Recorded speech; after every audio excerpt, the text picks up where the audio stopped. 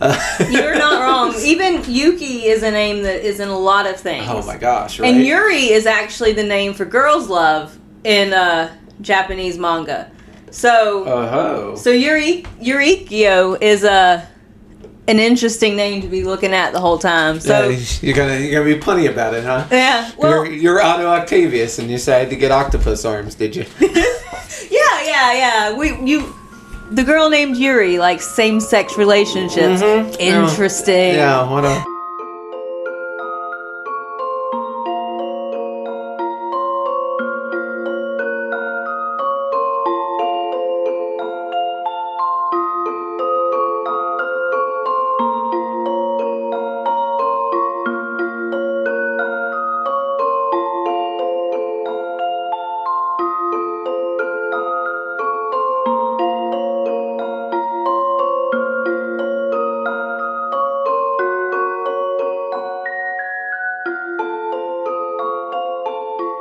Hello and welcome to Comic Dissection, the comic book club where we talk about comics through an intersectional leftist lens. Is that what we're doing here? Well, I may have lured you here under false pretenses. I want my money back. But you're here now and you're stuck. Mm-hmm. You can't leave until the episode's finished. It's true. Well, yeah, I've been kidnapped. It's kind of a weird thing to say at your house. Weirdly, not the first time it's happened. Probably won't be the last. So, what pretense was I told to come under, and what pretense am I actually here for? So, we are actually here to discuss I Want to Be a Wall. I don't know how I lured you here. You probably told me I would get to be a wall. Oh. You're like, you'll just mush into the wall, and that'll be the end of all your worries. I'm like, that sounds pretty that sounds like nice. A horror movie. There's a movie, not to judgmental horror all over you, but there's a movie, it's a PG-13 movie called The Gate. And it's about these kids who accidentally open a gate to hell in their backyard, like you do. And there's a dude. Anyone could do that. Sounds like a Tuesday. Yeah, there's a guy in the wall who, like, at different points in the movie, like, busts out of the wall and tries to grab kids and pull them into the wall. And I was terrified of that weird monster as a young child. I got over it. Apparently, because you were all down to be a wall. Now I realize the upside of being a wall. But when I was a kid, it was all downside. But now I can see the upside. And after reading volumes of I Want to Be a Wall, I've come to appreciate it in a whole new light. Yeah. All right. Yeah, we are covering Volume 1 and 2 Volume for 1 sure. and 2 for sure, and Volume 3 if we end up coming in under time. Otherwise, Volume 3 will be your next assignment. Yep, because it'll be its own episode. Yes. It's a little thicker. The first two are rather smaller, and then the third one is... The third one is thicker than it looks. It's a chunky monkey. But I really enjoyed this. As did I. I actually, spoilers, we occasionally will... We don't talk a lot before we get together, because, we want to save it for the cast. Save it for the cast. But we will briefly be like, oh, I really like this, or... Oh, Reno, we got to talk about this. I wrote an essay in my notes app about XYZ, just so you are aware when we get together. Why is Batman such a jerk? I actually wrote my senior thesis on it to get my doctorate. So you're going to sit here and listen. Yep. Proofread. Yes, but we do briefly discuss, and I said that I really like this, and I thought its inclusion of an asexual character was really well done, and I don't know, opened my eyes to a viewpoint that I've never understood, and gave me a better understanding of it. And if that's not what these things should be out there doing in the world, then I don't know what they should be out there doing in the world. But yeah, that is the premise of the comic. We've got the main couple who are married. One is an asexual woman, and the other is a gay man who is in love with his childhood friend. This guy, Now, I know what you're thinking, dear listener. You hear that and be like, man, this is just going to be a bummer of a tale. But it's really not. It's much more uplifting than that premise would have you expect. Yeah. And it really is. Like, I went in hoping that we would end up with, like, this really cute, like, platonic friendship story. And that is what this ends up being. They aren't romantically or sexually attracted to each other. There's never any of that. But they are supportive and loving. Yeah. And it's such a nice... And something that I also liked, that they also get jealous. And I like it. It's something that is rarely discussed outside of, like, I don't know, childhood shows. Mm-hmm. But adult friends can get jealous of their platonic friends. Mm-hmm. Like, because relationships are always changing and growing, and people's times ebbs and flows. Mm-hmm. Like, you might have a best friend from college, and during college you guys hung out all the time because you were both in college, so you weren't actually doing anything. And then after college, you go off, you start careers. Start families. Yeah, you got families, and you don't have that kind of time. Mm-hmm. And even though you both understand the other person's life gets in the way, there still can be little bits of, like, man, like... Come on, like, we used to be so close, and now we never see each other. And I actually find myself a little jealous that you are out there doing that, and you find yourself jealous that I'm out here doing this. And I don't know, it's something that's rarely discussed outside of romantic relationships. And I thought that was a unique take on things, as most of this is. Yeah, no, this is, like I said, the premise is actually what got me. It's one of the reasons why I was looking into it, because I do like a lot of LGBT plus type of media, literature, anything. And it was an interesting premise. And our characters are Gakuruta and Yurikyo. Luckily, Gakuruta goes by Gaku. Yes. And we can just refer to Gaku. It makes life a little bit easier for us. Like Goku, but with a Gak. For you Dragon Ball fans out there. I kept thinking Goku, like, a lot of time reading this, I spent going, not the Dragon Ball Z. It's hard. Like, once you immerse yourself in media, in this case Japanese media, you'll see names you've seen before. Mm-hmm. Like, I'm playing a game now with a character named Yosuke, and there's a very prominent character named Yosuke in the Persona franchise. You actually got me a little keychain that is hanging in my car from that Yosuke. And so it's hard to see the one without thinking of the other. You're not wrong. Even Yuki is a name that is in a lot of things. Oh my gosh, right? And Yuri is actually the name for girls' love in Japanese manga. So Yurikyo is an interesting name to be looking at the whole time. So you're gonna be punny about it, huh? Yeah. Well, you're Otto Octavius, and you decided to get octopus arms, did you? Yeah. The girl named Yuri, like same-sex relationships. Mm-hmm. Interesting. Yeah, what an idea! Which is actually how the manga starts. So, like, they've gotten married. You got a very beautiful just married poster that has both of them with, like, the droops over their faces, because this was not something they would have done on their own, honestly. No. But family pressure is a hell of a drug. Mm-hmm. And societal pressure, yeah. Also true. Coming at them from all sides, really. So, Yurikyo has just moved in to Gaku's house and has boxes and boxes and boxes of Boylove. And let me just tell you, Yurikyo is a girl after my own heart. I adore her. I am not asexual, but everything outside of that, she's the most relatable character I have ever seen in my life. Indeed. Kind of found myself relating more to, like, some weird amalgam of Momo and Gus, but we'll get there later, I suppose. Yeah, we will. And so she's trying to explain to Gaku what boys' love is. Yeah. And, like, it's a little embarrassing. Like, she's a fudanshi. And well, I mean, you know, someone finds your porn stash. It's kind of... you do sometimes feel defensive about it.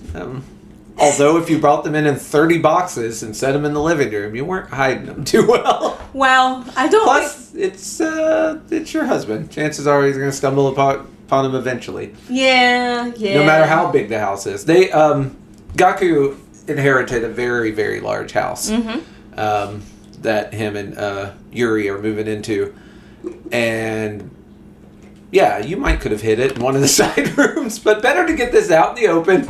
Just be like, this is a very big part of my personality, and in Gaku's defense, he's just trying to understand what she's into. Well, he read, and it's very funny that he did, this book, was it 800 tips to 800 steps to be the perfect husband. Yeah. And you can see, it's so cute because you see the book and it's got so many little bookmarks in it, like little pages and passages that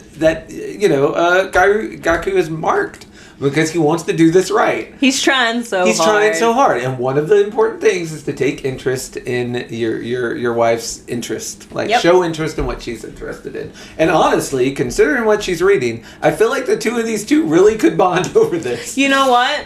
Yeah, they could. Yeah. Eventually, maybe they will. Yeah. But I also want to make a point as we go through to point out some of the titles of the mangas, the fake mangas that she's got. Please do. This one's called Stop Senpai. And she's like, why did you pick up that one? It's got R-rated scenes. Like, you can't... If you're going to start reading BL, unless you're really just here for the porn...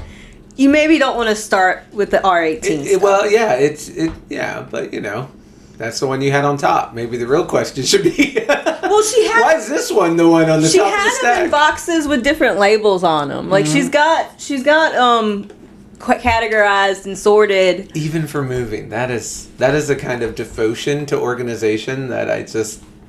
Wow. Yeah. She's got all of. She knows where. Well, you want to make sure. Sometimes. You feel like a very particular kind of story. No, I understand it, like, on shelves, although, as I discussed moments ago, my bookshelves also are not organized. But, man, when you're moving, it's like, put it in a box. I'll figure this out when it gets to the new destination. Like, I just want everything in boxes, and then those boxes to magically appear at the new house, or apartment, or...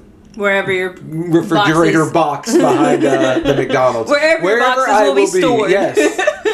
The storage unit that they don't know I'm secretly living in. Wherever I end up. No, I love that she's got her boxes sorted by tropes, too. So she's got, like, I think this is Omegaverse, and then she's got XX bottom, and then, like, boss employee, XX series. I will say... It shows a devotion to the craft. Like, it shows that she is really into this. That she has enough of all these genres to fill boxes in all these genres. No, she's got a lot of books. It also means she's not a one-trick pony. She likes she likes the whole she likes the whole rainbow of Boylove and all its forms. Yeah. Variety is the spice of life. Mm-hmm. And if we're gonna be reading about boys kissing, might as well have a bunch of different types. Well, sure. And I do get this. Like as someone who likes everything from like Sasaki and Miyano to therapy games, like there's a lot of variety in BL. And you know. There is. And you have two kinds of fans. You have the fans that like the whole breadth and width of it, and then you like the fans that are like, I only like inappropriate student-teacher relationships. It's the only thing I want, and everything I read has to be that. And it's the same with anything. Like, you have people that are into heavy metal music, and they only like hair metal from the 80s, or they only like death grindcore from 2010 to 2018, or whatever. I have never understood limiting yourself like that. Well, like, if you put on my playlist, like, if you go sit in my car and you put on my playlist, you're going to get shit from Sabrina Carpenter and Pink and stuff, all the way to Anti-Flag, and then we got musical shit. Like, I've got Into the Woods soundtrack on my, like, the variety. Like, and it depends on what kind of mood I'm in. Sometimes I want MCR to remind me of my teenage angst that I have never dealt with properly. Mm-hmm. Sometimes I just want a nice little boppy, like, you know. Oh, same. Like when Cecilia came in today, I was on 80s Jack. I listened to 80s music. Mm-hmm. But I have every genre. There's at least some music from said genre that I am really into. Yeah. But I also get the the narrow view. Like, for instance, there's only a few very specific types of country music that I like. And the rest of it can go jump in a lake. And so I can see both sides of it. Like, when it comes to punk or emo, I'm much more open. I'm like, or alternative even. I'm like, yeah, I like almost all of it. You know, a lot more of this can fit in my basket. But when you get into other certain things, I find my tastes are more narrow depending on genre. Yeah, that's a fair counterpoint. I'll give you that. Yurikio's mom is called and is telling her that she wants grandbabies and she needs to keep the house clean. Chop, quick. Yurikio decides to put her head in the box of Boylove and ignore her mother. I also really want to mention at some point how much I hate all of these parents asking about grandchildren. Ooh, yeah. When did this come out? 2020? Okay, so yeah, relatively, Yeah, it's a recent work. Yeah, because I feel like as time has gone on, people have gotten a little more understanding that you don't get in people's face about having kids. When some people are child-free. Yeah. And I think people in 2024, not everyone, and certainly it's less amongst family because those norms and politenesses are often dropped. But asking people when you're going to have kids, are you going to have kids, like blah, blah, blah, or kids in the future, that has become a little more taboo to ask people now, even from 2020 to 2024. And then the further back you go, the more it's like, it's a very special episode of a sitcom. Like, it's just not, and it's so rare in discussion. I don't think it's any more rare for people to not be able to have kids or to not want to have kids in 2024 than it was in 1985. But it was rare that anyone discussed it, or it was a thing that would be talked about. And I don't know how you dodged those quagmires in the 80s and the 90s. Like, it sounds kind of horrible. It does sound kind of horrible. It sounds really awful. And it's not good here. And I do think that in Japan, those things are... It is more... Maybe they have not gotten there yet where it's understood you don't ask people about kids. I do think even in Japan, because I've been seeing a lot of... and it's TikTok, so grain of salt. But there's been a lot of talk about how much Japanese anime here lately has become very family friendly, like family focused, like Spy X Family or Buddy Dads and all this stuff, trying to sort of sell people on the notion of families because populations have been... This has been a problem with them for 20 years. And it's a problem here too. They've got a big older population and no one's having kids. There's not enough replacement people. So that is something that, like, I can see how it would be maybe even more pressure now for some people. Well, it's weird that, like, 20 years ago, everyone was worried about overpopulation, and now everyone's worried about underpopulation. Well, there's 7 billion plus people on the planet. Underpopulation is never going to be a problem. If it is, it'll be because of a climate catastrophe or a nuclear war. It won't be a problem because enough people aren't having kids. Yeah, that is only necessary to keep the wheels of capitalism going. Yeah. And you know what? Down with the system. So burn it. I know that there's a lot more from what I can tell in my unscientific studies of just populations in general. It seems like there's a lot less people who want to have children. Yeah. And I mean, even my children are both of the opinion that they don't want to have children. Now, granted, they're still little and minds are known to change. Yeah, that's true. But I'm also not going to push them to do the opposite of that. Choices are theirs to make. Yeah. I mean, my parents definitely wanted me and my sister to have kids at some point. They gave up. But yes, there was a time when it was have kids for my sister and settle down and have kids for me. And, you just got to push back against it till they drop it. Or die. Or die. Yeah, which... I've got one who dropped it and one who died. So R.I.P. I won the battle. Yes, I win the war of attrition. So I want to be a wall. I will complain about this. And I want to, again, this is something I would like to extend to all manga and all graphic novels. Why a page number every 32 pages? Like, why are you doing this to me? You make me want to cry. Yes. Like I'll find a page number and then I'll have to count and I'll be like, okay, that's page 48. And I'm like, why did I have to do that? There was room. You could have put a page number there. Just put it in the corner. How much money are you saving not inking the numbers for the pages? It cannot be that much. Look, this is the same complaint I make every time we read a graphic novel that doesn't have any page numbers. Oh, yeah. Why are you doing this to me? Yeah. This is a personal attack. Yeah. I don't care that it's... Do you not understand? I have a podcast. Did you hear? Well, even like sometimes I like to log the books I read on Goodreads. Mm-hmm. It is significantly harder to realize log. we're not friends on Goodreads.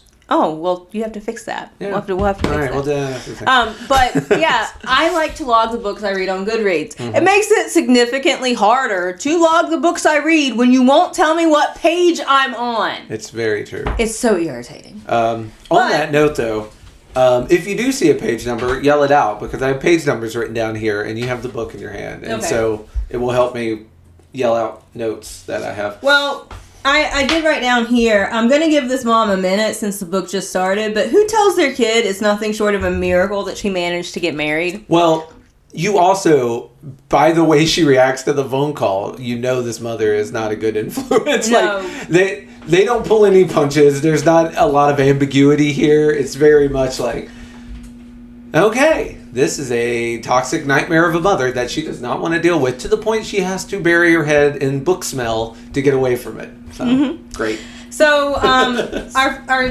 our duo is made a trio when Sasaki comes in, who is the boy that Gaku is in love with. Yes, Gaku's friend Sasuke from... They've been friends since childhood. Yes.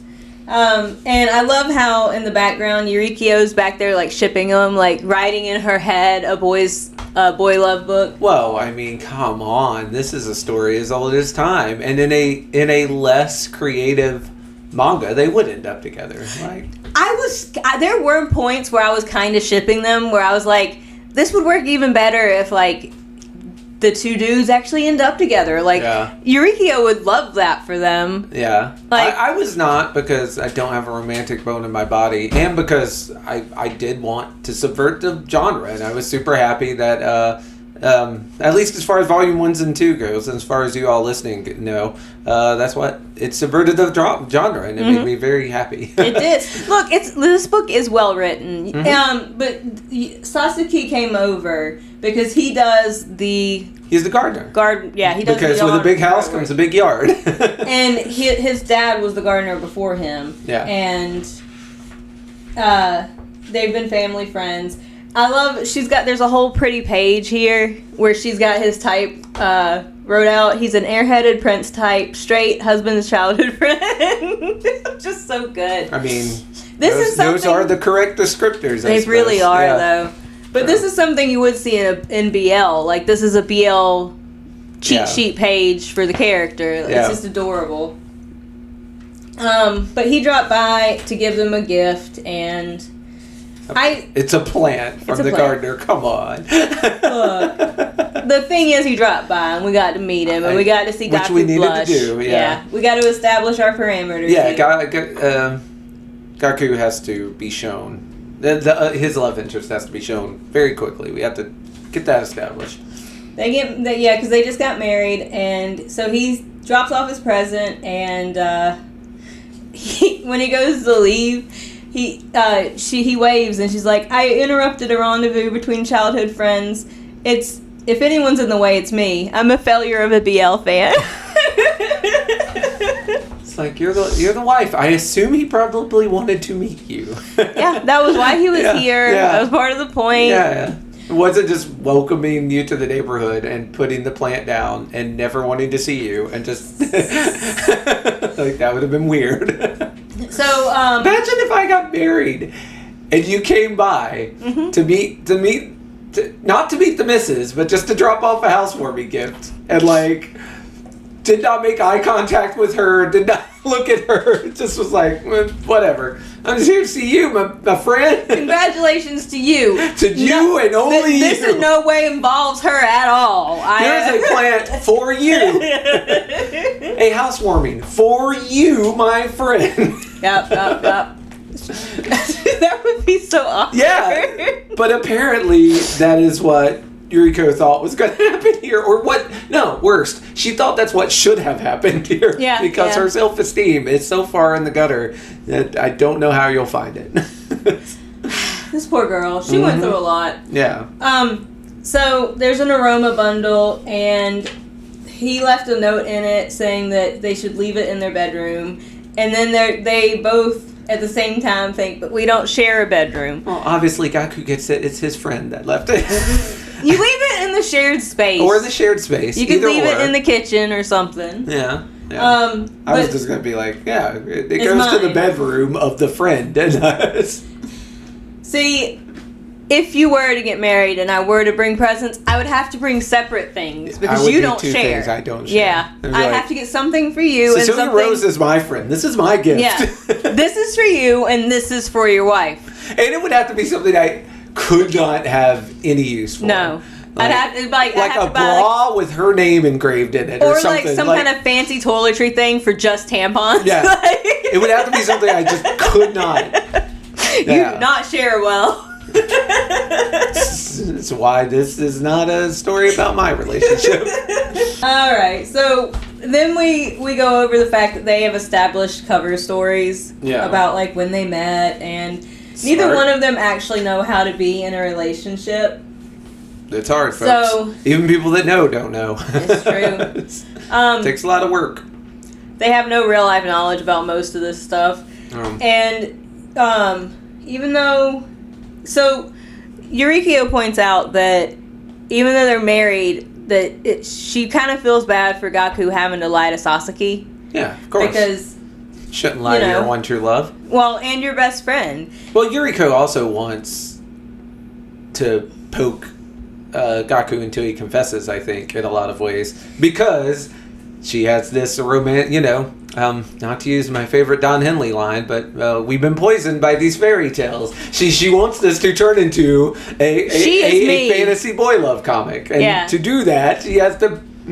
She's gently trying to push him into Sasuke's She is arms. me, I am she. I do understand most of this impulse. So, Gaku points out that he's always kept secrets from Sasuke because he's been in love with him for forever, and he's never told him, and he's never going to. Well, I mean, sometimes you just know. It's always like, oh, you should ask. You never know. I'm like, no, sometimes you definitely know. Sometimes you are getting zero vibes off a person, and it doesn't matter how you feel. You just need to let that roll away. Especially if you value the friendship. Yes. Like, it seems like a waste of time to try and push that boundary. And also, if you've had a lot of conversations with that person, and you know they're straight, and you happen to be the same sex as that person, no need to butt your head against that wall. No, but he establishes later that, and I do think it's an important point, if he had been at any point comfortable and allowed to confess, he could have at least gotten rejected and had that closure. Yes. I don't believe in closure, really, but he does. He does. And I do think to a certain extent, it's one of the things that, like... I guess it's really a question if the person who writes this believes in closure, because whether he would get closure or not depends on the person with the pen. Yeah. Well, it's an interesting point, and we'll discuss it more when we get to it. But Yuriko points out that she's never been in love like that either. And then we get a flashback to one of her boyfriends breaking up with her. Yeah. And he tells her that he doesn't think that she's in love with him, that she's trying too hard. She doesn't have any reaction when he touches her, or like she doesn't look at him special. She's cold fish in the rude vernacular. Yeah. And one of her coworkers asked if they had broken up afterwards, and she said she didn't exactly dump him, but she's never been in love. She's not been in love with men. She's not been in love with women. And she doesn't think she understands what being in love is like. Right. And so she ends up having to like make a joke. I'm on page 38-ish. All right. She ends up trying to make a joke out of it because this woman is not very reflective and able to understand what she's saying. Well, it kind of feels like she tries to come out to her, and after getting immediate and hard pushback, like reels it back in. Yeah. Like I feel like she tries to be truthful, and when that is met with scorn, she immediately she tells a joke to. Well, and she's trying to like, because I think it's a lot harder to understand a situation when you're the only person in it. When you can have someone to sort of like bounce things off of, if you don't understand fully what you're going through, having someone who can help you go through it is important. Yeah. And it's just, she's all alone in this, and she was trying to explain that she's never been in love with anyone. And it would make you feel like a freak. Like this thing that the whole everyone rest else of the world values so highly, to the point that they use it to sell beer, which is the highest compliment you can give anything in the world. Clearly means doesn't do anything for you. Like, I kind of feel that same kind of crazy, like when people talk to me about, putting zeros in their bank account. Like, I like the things you can buy with money, but the accumulation of money for the accumulation of money's sake, I can't wrap my brain around it in a way that makes sense. Like, it's the common meme of, like, you don't want wealth, you want the freedom that wealth buys. Like, yes, exactly. Like, the money itself is very, very dumb, and I hate it so much. I've always felt the same way when people talk about the gold standard. Like, here's the thing. If society collapses tomorrow, you tell me why your gold is more important than my tomatoes. And when you can make that make sense to me. If you were smart and you knew the world was going to end, the smartest rules you could obey as far as investments go would be prison rules. Cigarettes, weapons, and contraband food. Yeah. Like, those would be the things that would be useful. Gold is useless. In the society, yeah. Like, I could get 12 bars of gold for a pack of Marlboros, like 1 year down the road from when the apocalypse happens. Yeah. I could make a throne to sit on. It would be ridiculous. It would be like in Egypt, where they had gold for all purposes, like because they just had so fucking much of it. Yeah. Like, it didn't even have a purpose at that point. Like, okay, we'll use gold because it's easy to melt. Yeah. Like, we have a ton of it. I've just never understood the concept of it, because on its own, gold is pretty. I have gold earrings. Like, it's shiny. She does, folks. Yeah, it's shiny, but it serves no real value. Well, it also, if that was true, it wouldn't always be gold. It's gold because it's a scam. Mm-hmm. If it wasn't, it would also be like iron, silver, like diamonds. Like, all the things, all the metals and rocks that we find valuable now will be just as valuable when the bombs drop, so you should have some. Like, why are they just selling gold? Why is no one trying to get me to invest in rubies? Or copper. Yeah, or copper even. Yeah, like, copper can at least be a conduit. Yeah. Gold doesn't carry electricity. Yeah, so... Yeah, it doesn't make a lot of sense. It is what it is. It really like is just a scam that someone made way back when Fort Knox actually represented the amount of money that was in this country. And ergo, gold had more, I don't want to say psychological value, but yeah, people would look at gold and it represented all of money. Like, the dollar in my pocket represents an amount of gold. I'm listening to a really good podcast called The Water Margin, which is a retelling of an old Chinese story. It doesn't really matter. But the point is, they did an episode about money during times in China, and they talked about it in terms of strings and you would have coins on the string. So it'd be like, 12 strings of silver, and however many coins would fit on a string, and you had 12 of them. But that wasn't actually what was traded. You had promissory notes, you had bars, like, it was referred to as that, but that wasn't the actual form of currency that anyone used, even back then. So in 2024, in a nuclear winter, it's probably not going to be the thing. Sorry. Yeah, it is. With apologies to Alex Jones, it's not going to be the thing. Look, just take your gold salesman, and y'all can hash that out. Yeah. But we continue on, and she's explaining that her heart doesn't race with anyone because she's talking to Gaku now. We're back in the present, and she can enjoy it in fiction, like she likes when the fictional characters hug and kiss and do other R-rated things. Yeah. But for her herself, she doesn't want to be involved in it. She just wants to read about it in a nice, safe distance. And that was something that at that point I was like, well, that's weird. I actually fully understand that. Well, yeah, because you have talked to me almost exactly like this. Yeah. But it gets explained better and differently later on. At this point, I was just like, I don't know. It's like, it feels like watching someone eat steak when you're a vegetarian. Like I don't understand.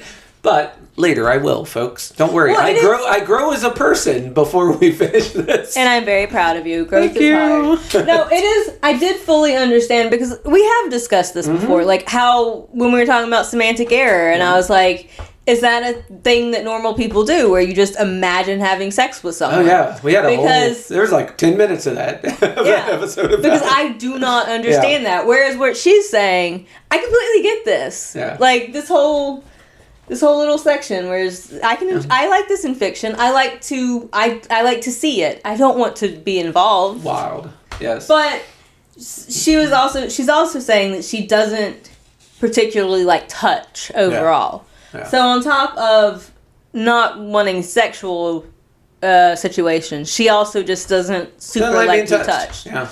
But she does hold Gaku's hand, and I wrote down here because Gaku was wondering if that would be okay. Yeah.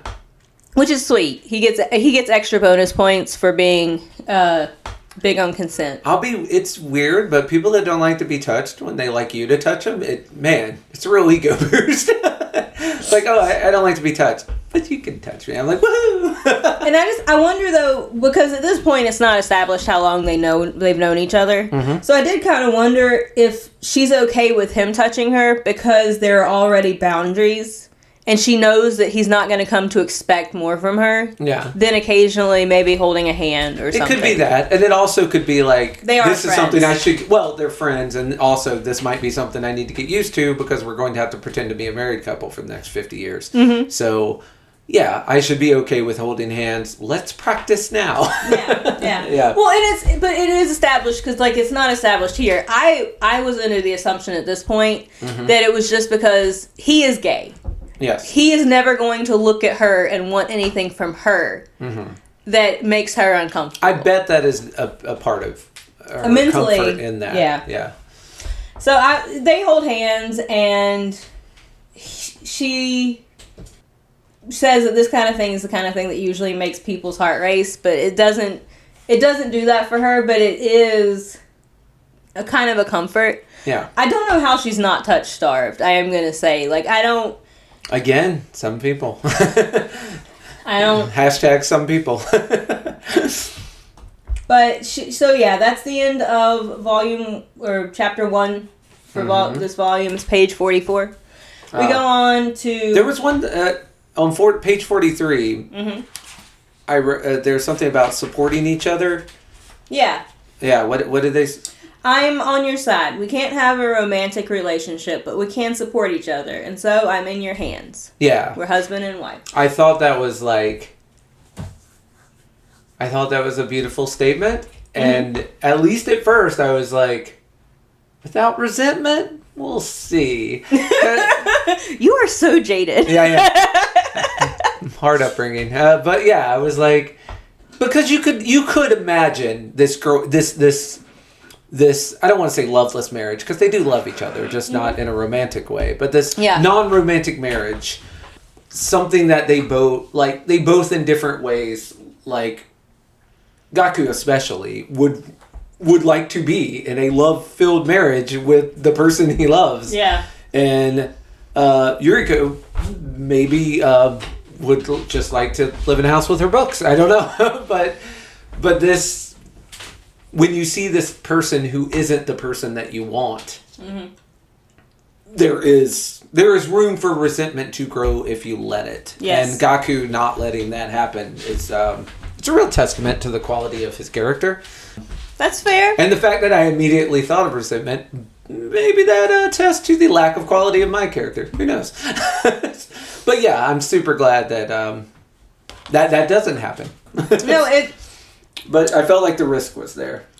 I actually never thought that. No? No, I was at one point, like I said, shipping that, like, maybe Yuriko could be the beard because she doesn't want a sexual relationship and let, like, Gaku and Sasaki date sort of in secret. Yeah. So that they could both be, or so that Gaku could be happy because I guess Sasaki is straight, but boo. Sasuke, never.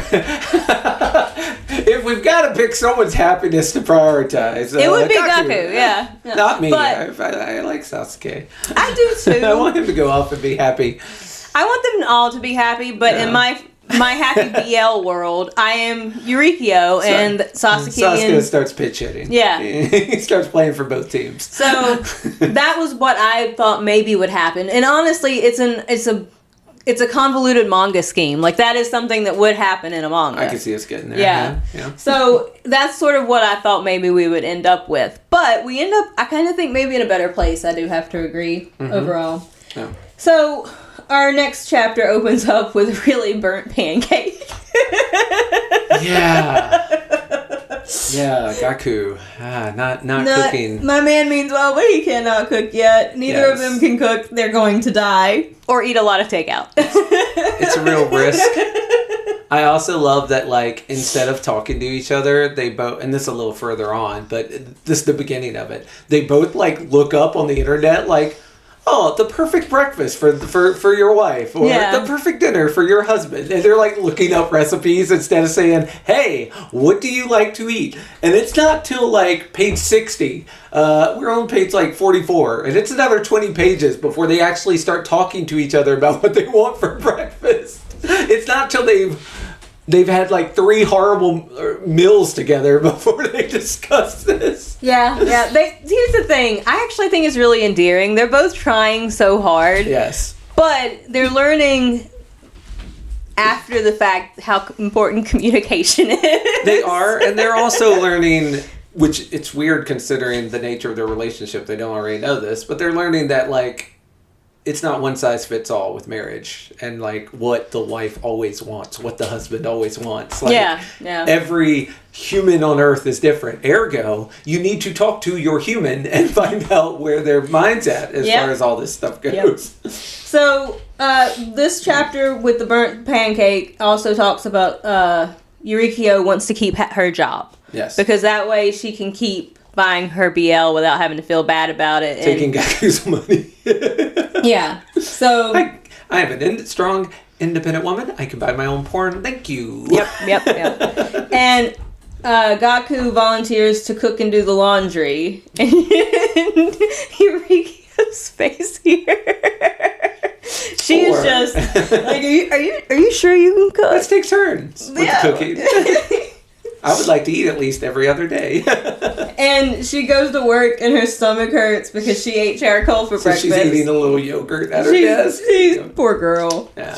And she talks to her coworker. Her coworker, and he's saying that she tells her that like he offered to help around the house, and she feels like maybe she should take care of it. Yeah. Because she's the wife, and the coworker, to her credit, is like, nah, you work too, man. You both work. Like, he should help. He may make more money, but that's irrelevant. Like, you both go to work every day. You both come home. Mm-hmm. And ergo, you need to share these things. The coworker's like, I know you're still in the honeymoon stage and you're willing to make sacrifices, but it'll come back to bite you later. If you're still living together 5-10 years from now, you're setting a precedent now. Yeah. So you want to make sure that you set it right. Right. Yeah. But I also feel like this coworker, I mean, I know she means well, but I think she's also setting... she's also setting up this bad, like... It feels like she is maybe not volunteer, like, accidentally setting up this real war between the two of them. Like, you've got to take every inch you can get because I know he's taking every inch he can get, and you can't give an inch because if you do the laundry today, you're going to be doing the laundry forever. And, like, it feels very adversarial about splitting the chores. Yeah. And, you know, they come to a much better agreement together than this original... communication. Yeah. Like, yeah. She seems to be like, you are a woman, you shouldn't have to... like, she doesn't say that. She doesn't, but like, there's an underlying current of... he is going to try and make you do everything. Don't let him do that. And I'm like, well, you don't know Gaku. You know? I think it's pretty well established, though, that she feels like she's the one who's saying, I feel like I should do that, even though he volunteered to help do Yeah, and her stuff. friend's like, oh, don't say that to him. He'll let you. And then there you'll be doing all the things forever and ever. So we go from that conversation to one with Makita Kun, who heard that she got married, and this is apparently her ex-boyfriend that she wasn't in love with enough for him. Yeah. Sometimes it'd be like that. It's just it's a slightly awkward conversation, but it just ends with I hope you two are happy together. So as far as ex-boyfriends go, not a terrible dude. Yeah, yeah. And then she's thinking about them growing old together, and we cut to Gaku, and Gaku saying that Yurikyo is a wonderful person. Which, honestly, they're both really good people. They're both very easy to root for. I enjoyed that part, too. Yeah, absolutely. And he's talking to her about her to his coworker. And the coworker says to be sure to help her out with a chore or two. Yeah. Which was a also chore cute. or two, yeah. See, this is the kind of dude that Yurikyo's coworker is talking about. Yeah, I feel like I feel like he's doing the other side of this wrong thing. Mm-hmm. It feels like Yuriko's friend is saying, you know, like, if you do, he'll let you do everything if you do, so don't. Yeah. And then this guy's like, you know, she'll do everything, but maybe do one thing, so it seems like you're helping. And I'm like, maybe you two should get together, because, like, at least you both would know what you're getting into. You have the other person pegged really, like, crazily. We're starting to get to the point now. She goes grocery shopping after she gets off of work and reflects on the fact that she also cannot cook. Yep. But she's going to try it for dinner. But she is going to try for dinner, and this is where she Googles, like, what to make your newlywed meal. That's what the meal... I'll think of a meal that would fit their lovey-dovey newlywed life. Yeah. Like one of her favorite BL couples. See, I would make, like, I don't know, I'd find out what her favorite video game was, and I'd make a meal from that. There's a Skyrim cookbook, there's a Stardew Valley cookbook, there is a Fallout cookbook. Like, yeah, I'd make one of your favorite video game meals. At some point, she says, BL gods grant me strength. And I will be working that into my lexicon in the future. I want that to be known. BL gods. All right, here it is. Yeah. Perfect. BL gods grant me strength. That will be a thing that I start adding. You need to, for yourself. It won't mean anything to me because I don't know enough BL. But you should make like a BL pantheon. Like make your own like a Zeus and then like a Greek pantheon. Figure out which BL person would be Hera, the guardian of the hearth, who would be Zeus, who would be Athena, who would be, and it doesn't have to be Greek. You can go Norse, you can go fucking Aztec. You can go wherever. I'm writing that down. Norse gods, whatever. Make your own pantheon. BL pantheon. Yes, and post it in all your BL love groups, and they'll think you're the coolest. Hey. Yeah, get some BL internet clout for the podcast. So she gets home with her spoils from the grocery store. Yes. And Gaku was getting dinner ready too So another thing that they did not have a conversation about Yes, exactly. is who's cooking dinner. No. And he had also looked up sweets your wife or girlfriend will love. And there's a yogurt fruit salad recipe. So she was going to make the croquets of love, and he's making a yogurt fruit salad. Of love. Of love.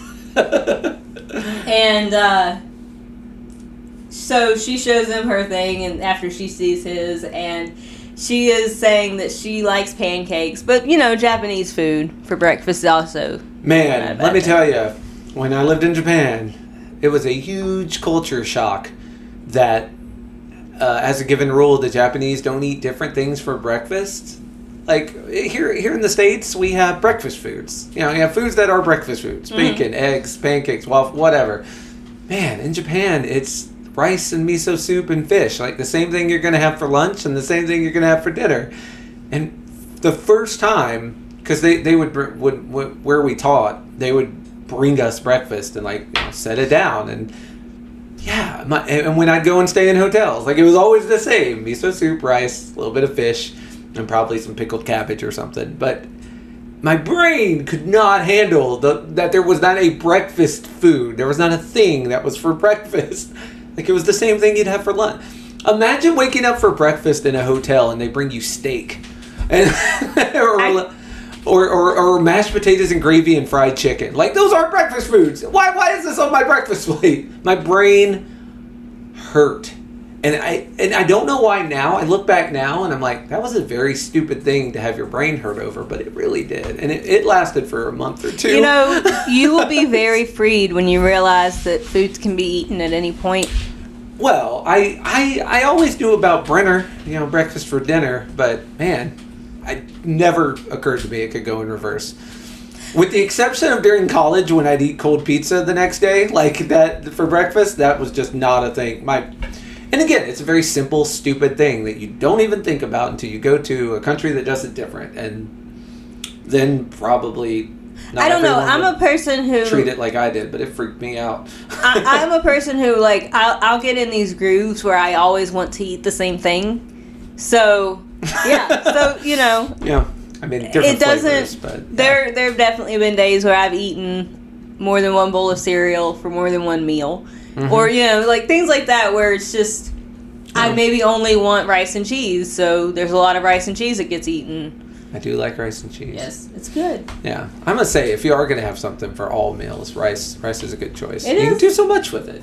It's so versatile. Yes. So they end up deciding that they'll make fried fruit salad and croquettes for dinner tonight, and then they'll start sort of making dinner together. Yeah. That way they can talk about it. That way they can agree on what they're doing. Hey, here's things I don't like. Here's things I do. Yeah. And Gaku asks to be allowed to borrow books from her BL collection. Yeah. And he wants to study them on his own. Book title drop is Haru and Matsu Love Between the Ocean Waves. Make Love to Me. That's the ones that he picked up. It's a long title. There was something. Oh my god, I can't remember what it was now. That would be like if these were called I want to be a wall, but I can't, so I guess I'll just be this person who isn't a wall, but man, I wish it was a wall. There was something I was scrolling through Facebook the other day, and I hate that I can't remember it now, but the title was literally 2 sentences shy of being a whole paragraph. I don't even know what the thing was called anymore, but some of the titles on some of these stories are fucking ridiculous. Yeah. They are insane. But, he wants to read BL books together after dinner. Yuriko does not want to share this hobby. She's trying so hard. He's trying so hard, and she's just like, nope, can't do it. We're not. You may not read them with me. I can't handle it. Well, it's not just that. She's like, you can't even read them separately. You cannot. My collection is not for you. This is mine. Yeah, it's a part of her that she's not ready to open up and share, which is. That's fine. Page 64. Yeah. Not sharing hobbies. So, chapter 5 starts with Gaku telling us about his relationship with Sasuke. Yeah. And Sasuke's a gardener. He wanted to check out the garden and see how it was going. Mm-hmm. Yurikyo came out, and Sasaki tells them that he's got to get going because he's got plans with his girlfriend. Yeah. And that kills poor Yurikyo's little heart because Yurikyo is me and I am she, and yeah. Gaku's kind of used to it now. But. Apparently Sasaki's had a lot of girlfriends. Yep. And in love with being in love. I mean, when you hear it described later, that is basically that's what it is. Yeah.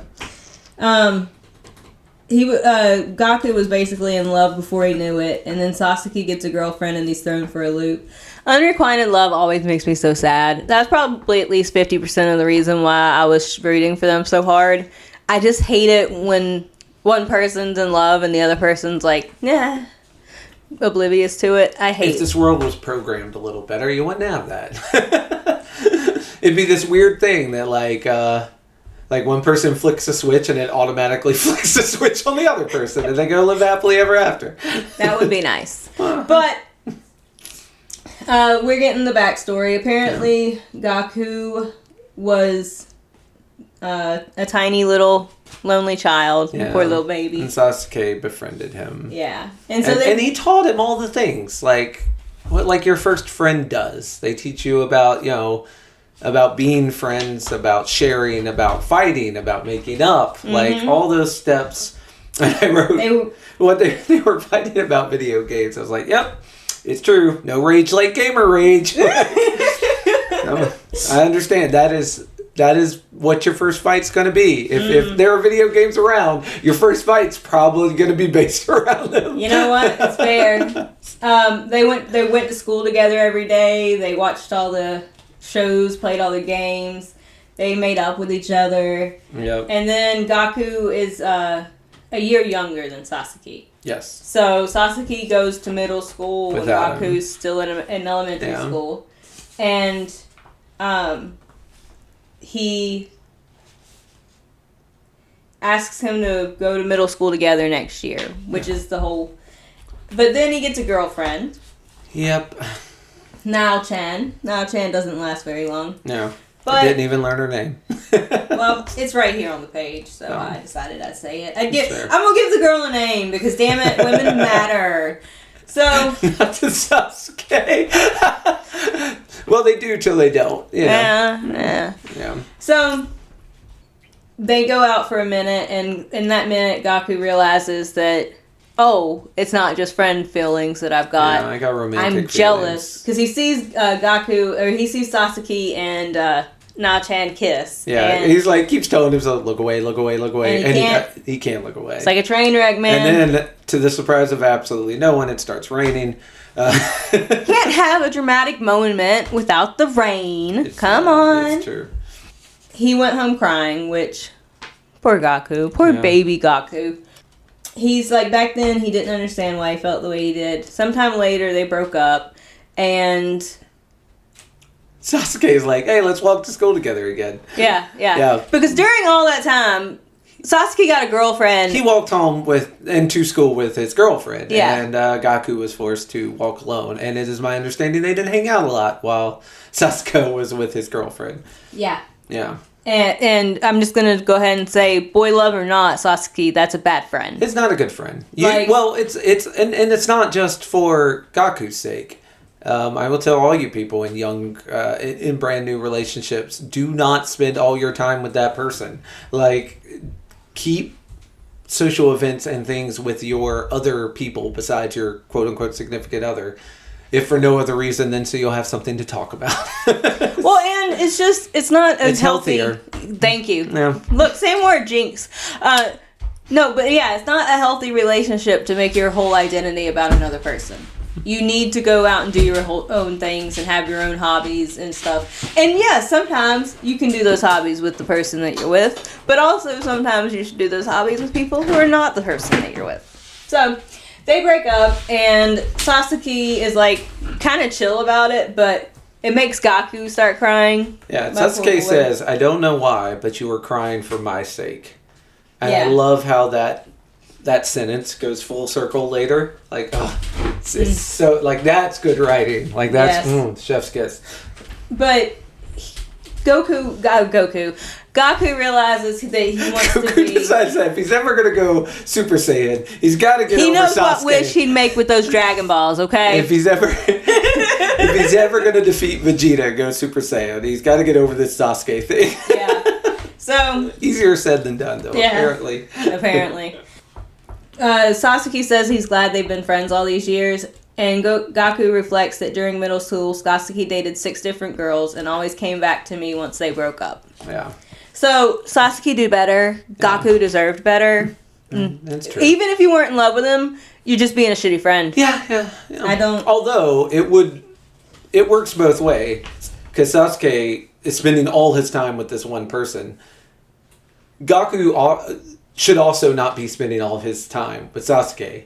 So that when Sasuke got a girl and moved off, like, Gaku needed... He needed better support. He needed any support. Yes.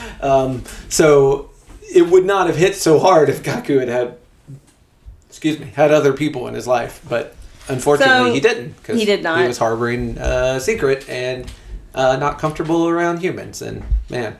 Relatable. Yeah.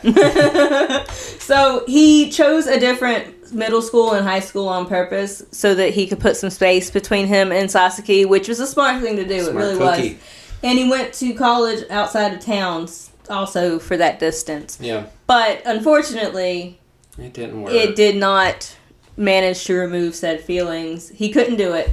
So his father passed away in the winter of his junior year of college, and he ends up dying. Yes.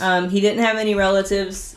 Gaku didn't have any relatives he could ask for help. His grandmother was living in a nursing home, and he was all alone. Yes. Sasuke steps up. And this is where he redeemed. This is a redemption arc. He steps up, and then as a good friend, he comes in, which also makes sense because he knew Gaku's father. Yeah. He worked for him. He tended his gardens every day. Like they were close enough that he would be there. And of course, he's going to be there for Gaku. Well, and he was also impacted by it. Yeah. Like, this is a thing, like you're saying. He knows. What is a chief mourner, by the way? It means that you're the...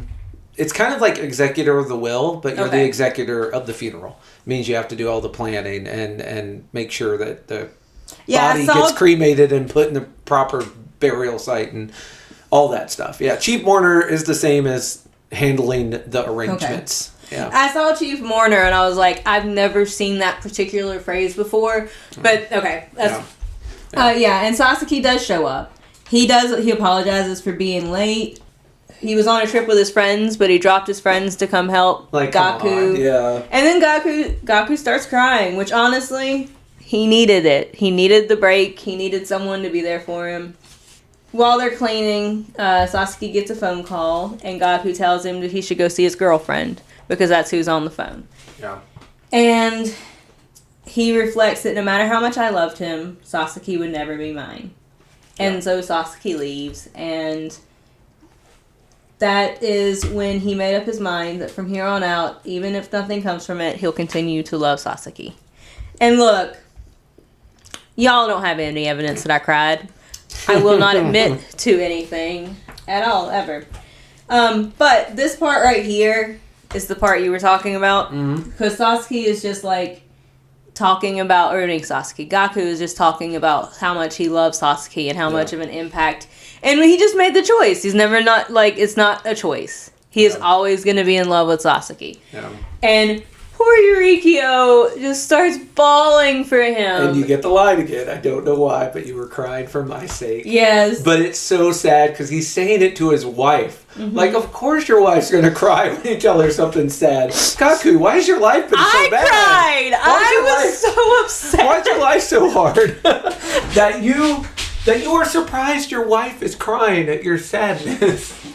Yeah, so Yuriko is crying, and Gaku's like, Yuriko-san, can I ask a favor of you? If someday Sasuke decides to get married, when that day comes, will you cry with me? And again, I was not expecting to have so many feelings. I think she's already proven she will. And it was just, I said, damn, that hit hard. I don't know why, but I wrote that down. If Sasuke decides to get married, will you cry with me? It is the saddest beat puppy like line in the entire world. It's It really is. He's basically saying, I'm gonna lose. I know I'm gonna lose. Will you stand by me as I definitely lose? It was so, like, I teared up. I was like, nope, I refuse to cry. Why am I crying? This is not real. These are just lines on paper, man. That this didn't happen to anyone. These are just, it's like zeros and one on the computer. They're not real. But it fucking hit, man. Yeah. And I think it's just that Gaku and Yuriko are both so likable. Mm-hmm. And you want them to get to be happy.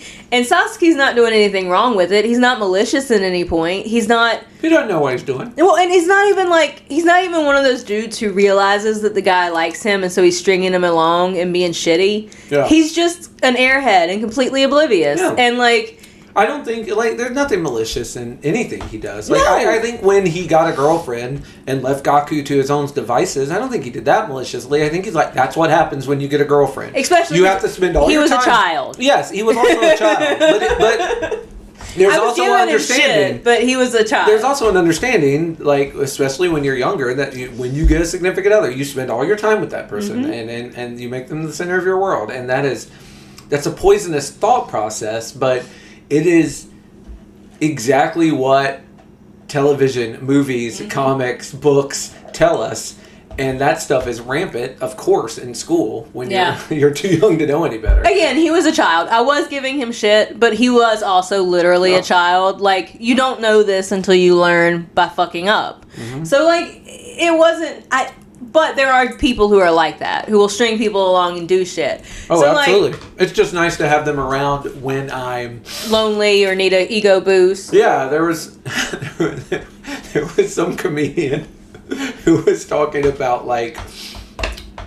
he was a guy comedian, so of course mm-hmm. he was talking about women who have guy friends that they know are interested in them. Mm-hmm. And he said it's like just a dick in a glass box, in case of emergency, break glass. They're damn, that's cold, man. Also accurate. Yeah, not inaccurate, but man. But Sasuke's not doing that. No. And you want him to be happy too. Mm-hmm. Because he genuinely seems like a pretty overall decent person. Mm-hmm. So you want everyone to be happy. And it's just really heartbreaking that Gaku carries this pain with him. Well, you can't have that. Yeah. It's the happinesses are diametrically opposed. They mm-hmm. can't coexist. Gaku can get acceptance, but he's never going to get that romantic hole in his heart filled. Yep. So we cut to the next chapter, and they're making food together. It's chapter 6. Little by little, they're growing together. They're getting to, they're connecting with each other. Mm-hmm. So, yeah, I wrote down here, the BL girl in me wants Sasuke to be in love with Gaku. Too. And they're talking as they cook, and Gaku's like, you're meeting with a high school friend here in a little bit, aren't you? Yeah, we're going to be Ume-chan. Well, not we, just... we as in the readers. Well, yes, you and me. Yeah. Cecilia and Reno are going to be Ume-chan. They end up burning the fish. Even together. Not good cooks. Their powers combine to make an equally bad chef. Yes. Weirdly. Yes. Yeah, their skills don't improve with numbers. Yuriko is meeting Umi-chan, who it's been a long time since they've hung out, and mm-hmm. Umi-chan is also a BL fan. Yeah. That's how Yuriko and Umi-chan maintained their friendship. Yeah. And they're talking about merch and different things that they've been reading and all this stuff. And Umi-chan is like, we were only interested in things that were 2D. We just needed the escape from reality. Mm. And you get a little flashback of Yumi-chan and Yuriko when they were in school. Mm. And Umi-chan is Yuriko is the ultimate otaku girl with the big glasses. And yes. At some point in chapter 6, I wrote, am I Cecilia's Ume? Am I just here so she has someone to talk about BL with?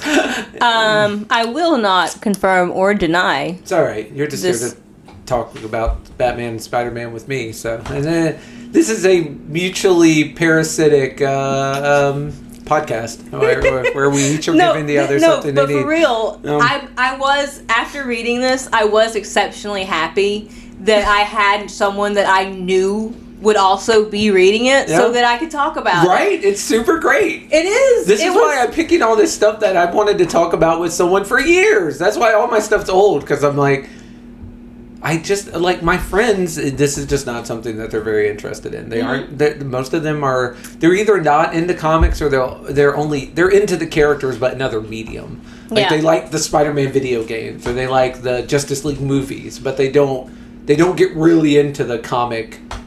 And then the few that do get into it so much that it hurts my brain. And, like, this is the exact right amount. This is the exact right level of engagement. It was nice to know, because I was having feelings, especially after reading that "Will You Cry With Me" part. It was nice to know that I was going to be able to talk about those feelings, because it fucking hit. Yeah. And this part does too. So we get to they're going back to school, and they're both very teetotalers, so they won't read the 18 plus stuff until they turn 18. Yes. It's so cute. Look, I have said before, and I will say again, I was reading NC-17 materials at the age of like 12. Yes. So this was not a mindset I could follow. I have never been one who ascribes very hard I to definitely censorship rules. had access to this stuff before. I think it was good for me to have access to it. And honestly, if I could go back, I probably would have pushed that back a few years. Had I known, I would not have. Than what I know now. No. But I liked my Harry Potter / fanfic.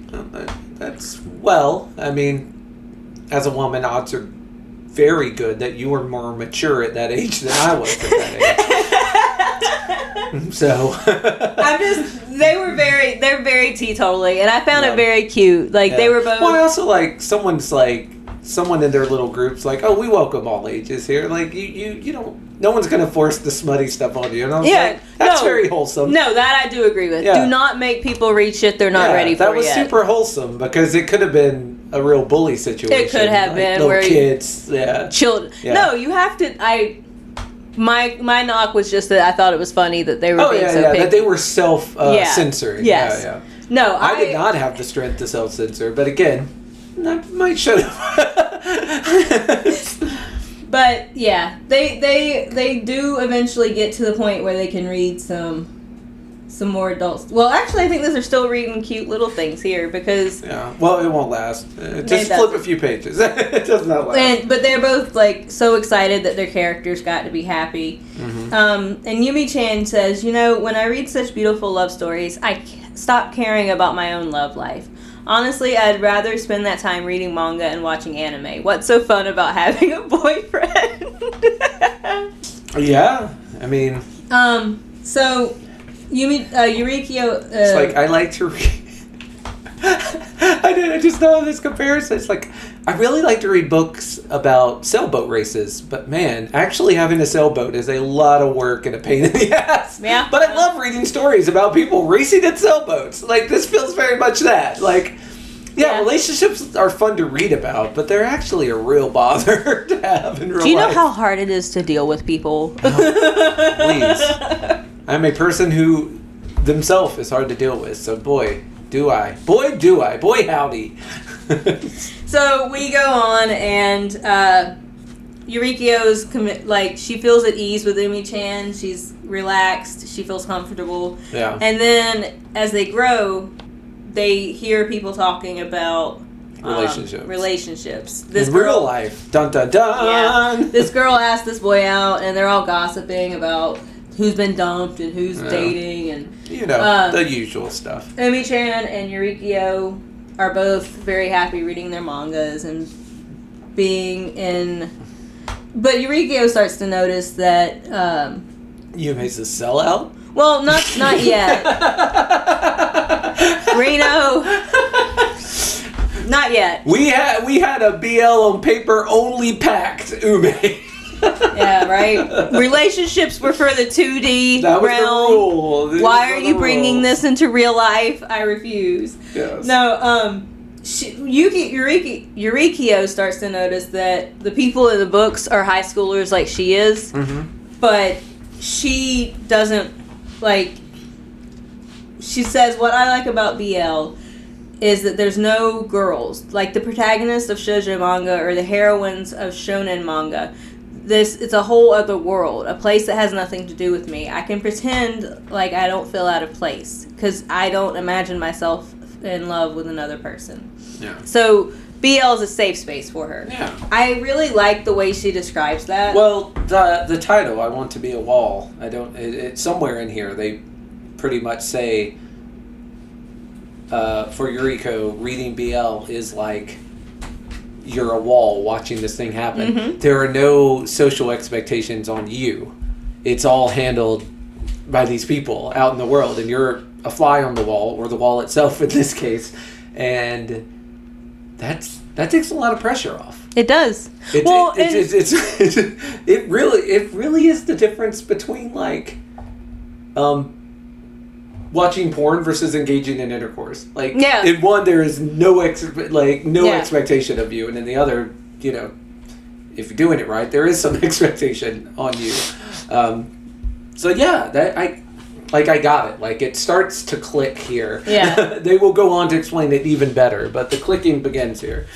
Yurikio is putting on makeup and trying to be a full-fledged adult to varying degrees of success. Yeah. She's now still they're in college now? Yeah, she's got her... She's living with her parents, but she's a college student. Yeah. And she's got a part-time job. She gets to go to events with Umi-chan in Tokyo. And then Umi-chan gets a glow up. Yeah. Our girl... Boy, does she. Boy, howdy. She gets real pretty. Yeah. And she's like, we're college students now. We've got to do all the stuff we want to do. Unlike me, who was dreaming of fulfilling an otaku life, Umi-chan decided Umi-chan wanted to jump into the book she was reading. Yeah. Whereas Yuriko wants to stay on the sidelines and be an observer. Yeah. Yeah. So she got a boyfriend, and for Yuriko, this becomes a thing where Umi-chan stops being a safe place. Yeah. She starts asking Yuriko when she's going to get a boyfriend. Yeah. And well, she assumes that what she was getting out of these BLs and what she wants from life is the same as what Umi wants. Like, for her, this was a form of escapism, but it was also a protective wall against the fears of having a relationship with a man and living the life of a person in a relationship with another human. Yeah. It was not that for Yuriko, but Ume assumed it was, because why else would you read BL except, you know, as just a substitute for an actual relationship? And once you get an actual relationship, it can still be there on the sidelines, but you're doing actual relationship stuff now. You don't, that BL can sit on the back burner now. It's not as important. And Yuriko's like, that's not what it is to me. But once again, I can't explain that to you. Yeah. So she's reflecting, and that's actually pretty much basically what she says here. Even outside of reality, the world is completely full of love and sex. my safe space, is the same. I'm not like everyone else. I fall in love. So the manga saying she falls in love with men, and Yurikio is like, what's wrong with me? She doesn't seem to fall in love at all. They go on, and she's like, how can you feel like you want to kiss someone? Which is not a thing I think people who aren't asexual. Describe the color red to a blind person. Yeah, that's what we're doing here. Yeah, it's just such a simple line. How does it feel to want to kiss someone? Yeah.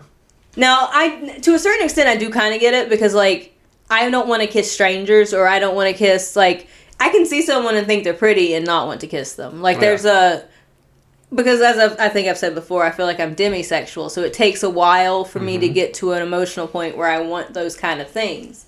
Yes. But, so I kind of get it, but at the same time, never wanting to kiss anyone ever. Yeah. It's wild. is wild. Yeah. So Yuriko grows. She gets a little glow up too. She stops wearing glasses and starts wearing contacts, and she starts trying to go out with people. Yeah. Which got to fit in. Somewhere inside my heart, I was probably hoping that the answer to why I felt different from others was out there in the world. Well, it's good she did that because you don't know till you try. It's true. Like, it's very possible. Like, it could have gone a completely different direction. And she went out and met a guy that swept her off her feet and realized she did have all these emotions. But maybe she was demisexual. Or maybe she just had very particular taste. Or maybe once the fear was overcome, the physical attraction was there hiding behind it. Yeah.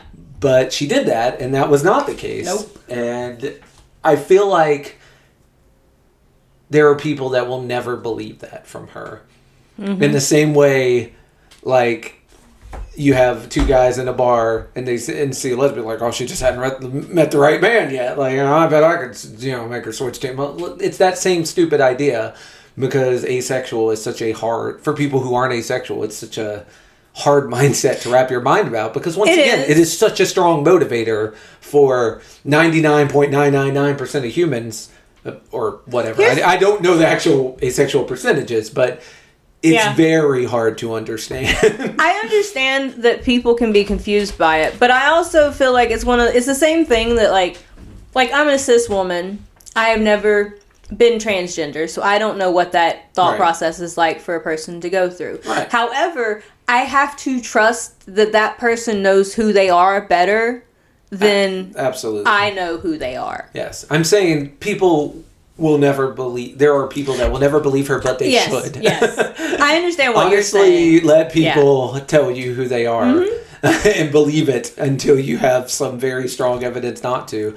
And honestly, if it's about their sexual preferences, maybe just ignore it completely. Because does it involve you? Yeah, unless it involves you, probably don't worry about it. Yeah, like that's honestly, if I say I am a person who only is attracted to big toes, but you see me like fawning over a nose one day, it's still not any of your business. No. Like, it's really not anything for you to worry about. Like, unless your life will go on fine without my that. life is unaffected. Yeah, unless the person you're trying to sleep it's with. your nose, Yeah, absolutely. I've never understood why people feel the need to be in everyone's business like that in the first place.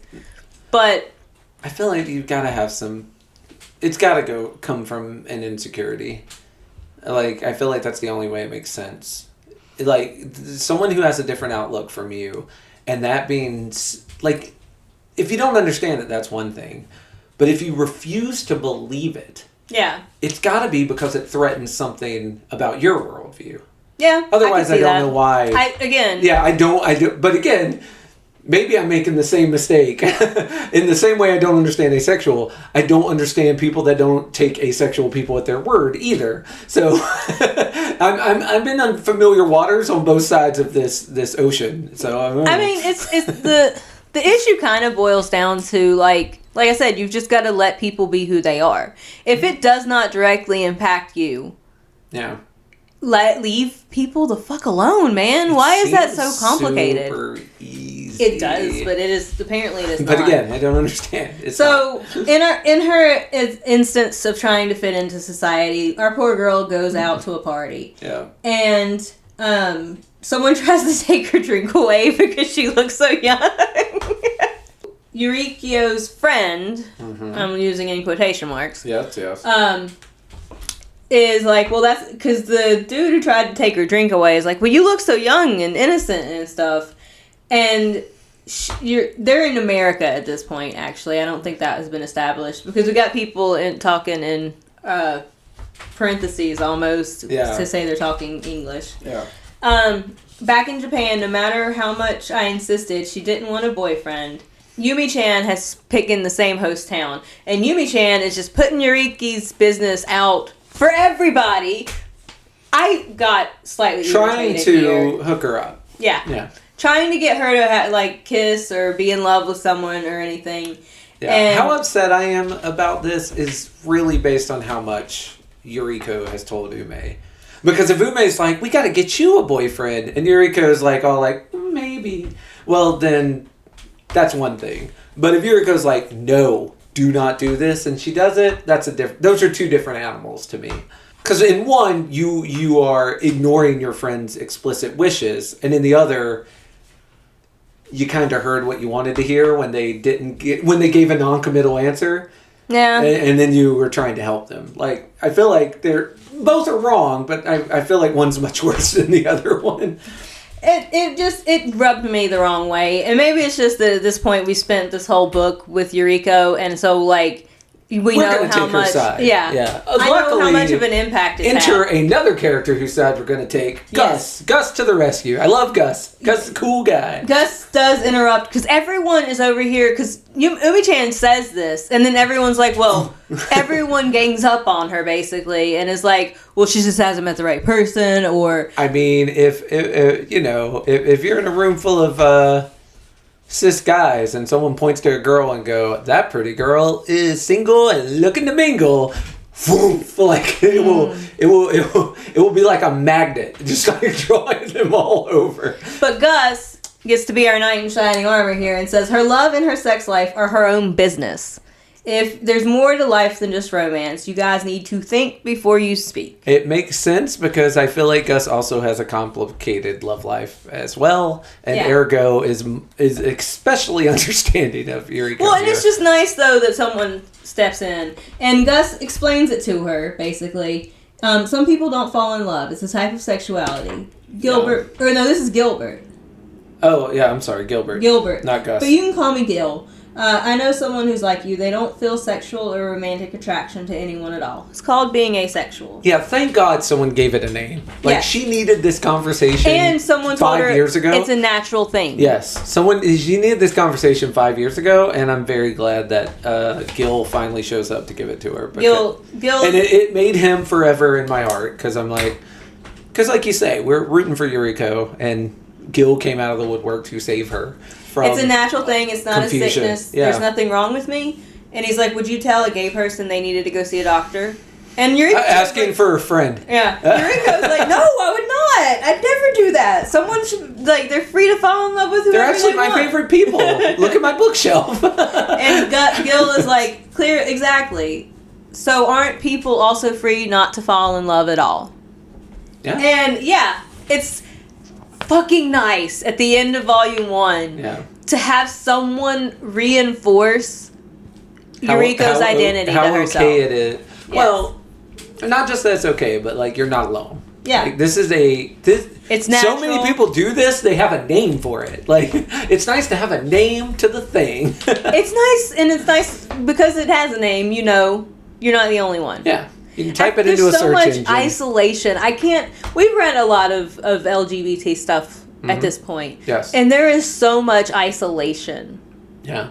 When you're not given the words for an identity, it has to, and it is it's incredibly like freeing. In the last 5 to 10 years, so many different types of sexuality, like names are finally being attached to them, and I feel like that's so important for the people who are that type of sexuality, like to have a name and be like, okay, I am this. Yeah, that feels good.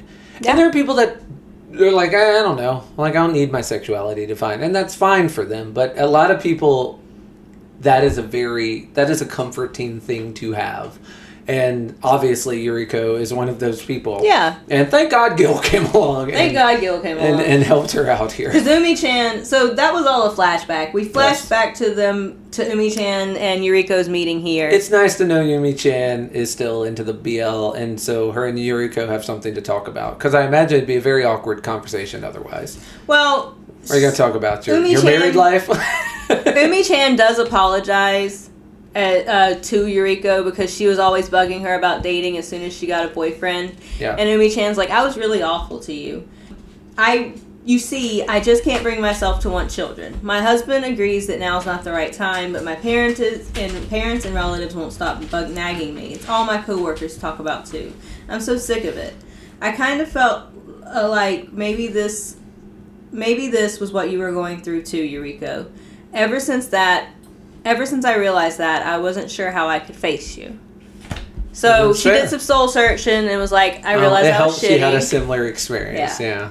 But she did say, when I heard you got married, I wanted to congratulate you in good. person. Oh, good on her. Yeah. Yeah, I liked Ume. Like, by the end of it, I was like, all right, she's a good kid. Yeah, This is great. It took her some growing. But again, she was also a child. Yeah. Who hasn't done something shitty in their 20s. Please don't hold me responsible for anything I did in college, please.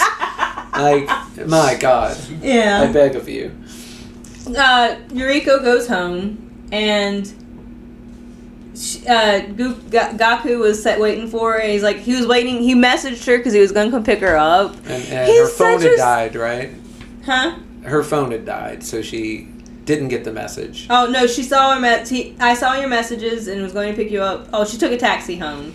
Yeah. Yeah, it might have been that her phone Yeah, died. so anyway, for some reason, he sent her messages and was a little worried, but she got home okay. And again, they learned, hey, we got to communicate. Like, if I'm going to be out late, I should let you know as a courtesy because we're living in a house together. It's not even that. It's just that he wanted to come pick her up. And he had read that a good husband should pick up his wife when she's out drinking, is what the book said.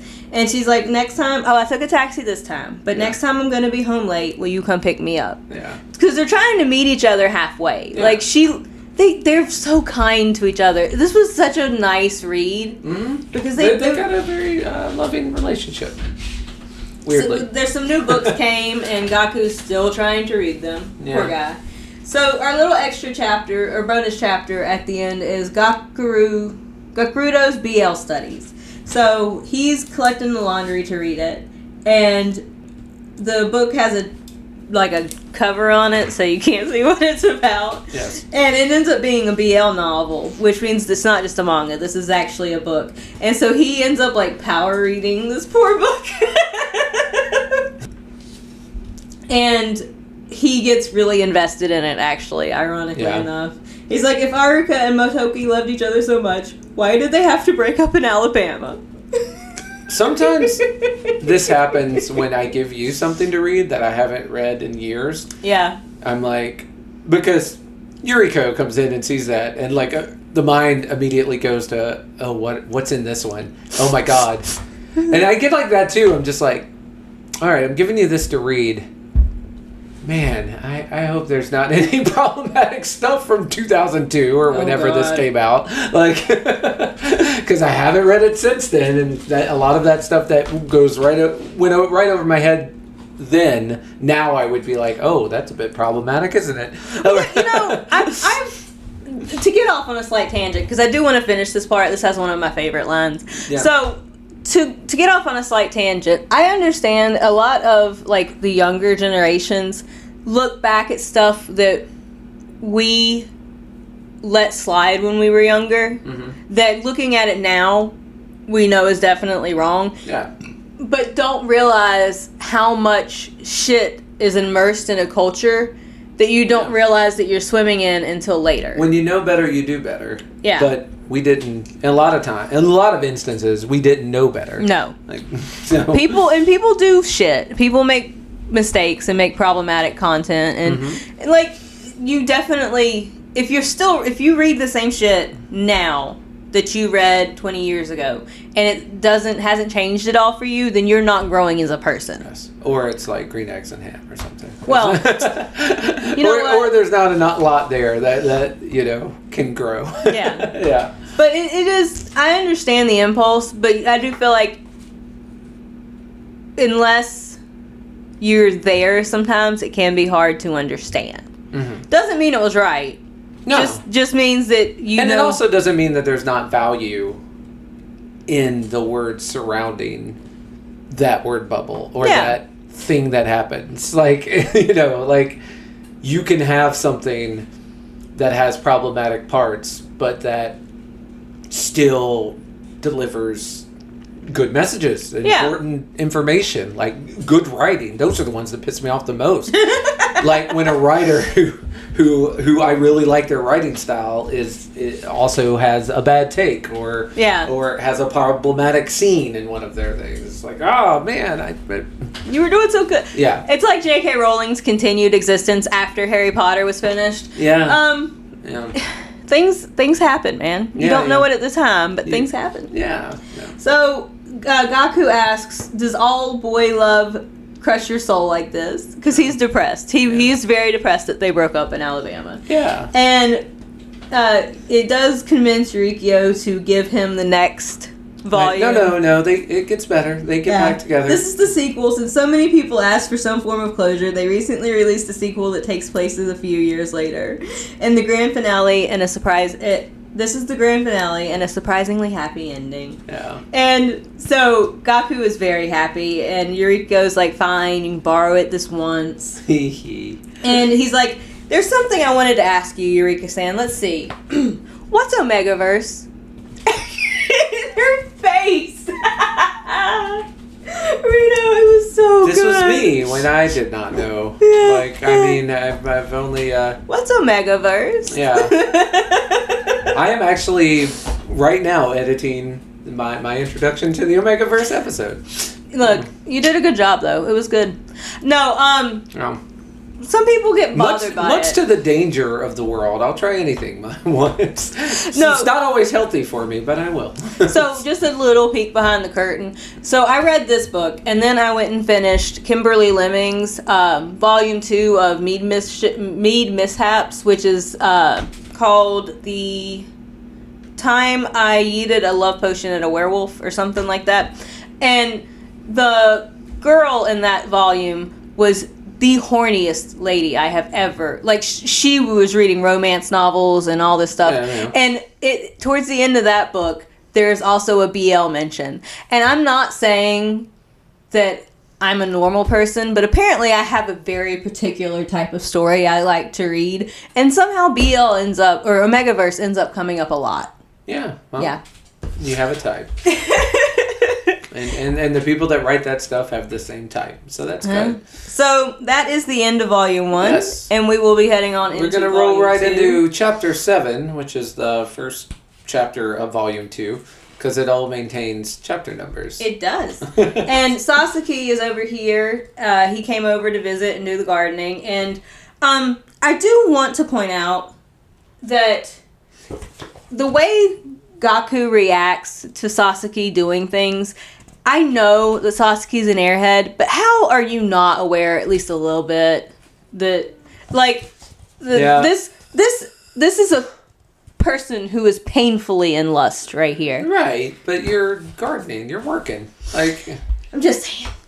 He's not hiding it well. No, he is not. So, Sasaki asks them how they ended up meeting. And... why they decided to start. Basically, he's asking for their love story. He's asking, like... Woof. What happened? How did you two kids get together? Yeah, of course. So, we get to meet Ugly, and apparently they got put in a matchmaking thing, and... because both of their families were sick of them not being married. Yeah.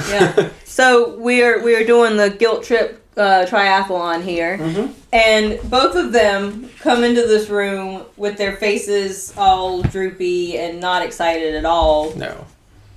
And they end up both admitting that this is not something they want to do. Trying to figure out, like, I was just trying to figure out how to tell you I don't want to do this. Yeah, no. So they end up talking because neither one of them want to get married. So it takes all the pressure off of this whole meeting. So then they end up actually having a really good time. Yeah, my grandmother's extremely concerned about the fact that I'm still single. And yeah, Yuriko's family is also not happy.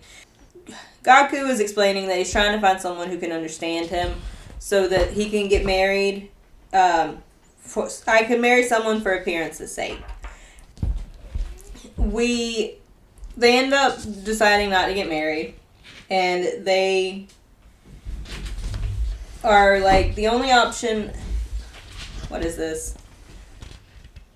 Yuriko's mom is trying to kind of guilt her into getting married for her own happiness. Yeah.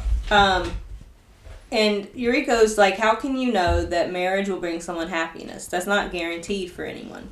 I was also thinking that my only option might be to marry someone who will understand that we'll never be more than friends. Now, they're not explaining all of this to Sasaki. Yeah. They're just saying that they met and then that they decided that this wasn't going to work, so they broke up. Yeah.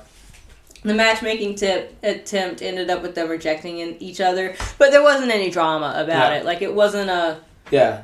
We stayed and talked for hours, and during those hours, we realized we weren't right for each other. Yeah. But they were friendly. Yeah. I actually think it's a really good show of how they work together. Like, they aren't romantically inclined, but they are genuinely friends. Like, they genuinely get together and they understand each other. So... they ended up accidentally bumping into each other 3 months later because Gakuruda ended up going on another date that ended badly. He said a woman slapped me with her fist. And Yuriko's like, yeah, that's a punch. You were punched. Call it what you want. But yeah, you were punched. And Gaku talks a little bit about childhood friends. So he's talking about Sasuke at this meetup. Yeah. He's explaining that he's in love with his childhood friend, and we get a nice little panel of Yuriko like fitting this into her BL schemes, because there's a lot of childhood to lovers, boys love thing. It's a genre. It's a thing that happens. So they are working with like. You get a really cute panel because Gaku's reflecting on being in love, and it's Yuriko says that seeing that expression. Oh, I really like also how Gaku uses like gender neutral language when he's talking about. So he's like, their smile looks like a beautiful flower blooming right before my eyes. Just seeing that expression, it makes me so happy that I almost want to cry. Aww. So, they end up talking for a while again, and Gaku is drunk a little bit. Well, he's a little tipsy. Yeah. And Yuriko's like, you can call me if you ever need someone to talk to. And then they run into Sasuke. Yeah. At this point on their date.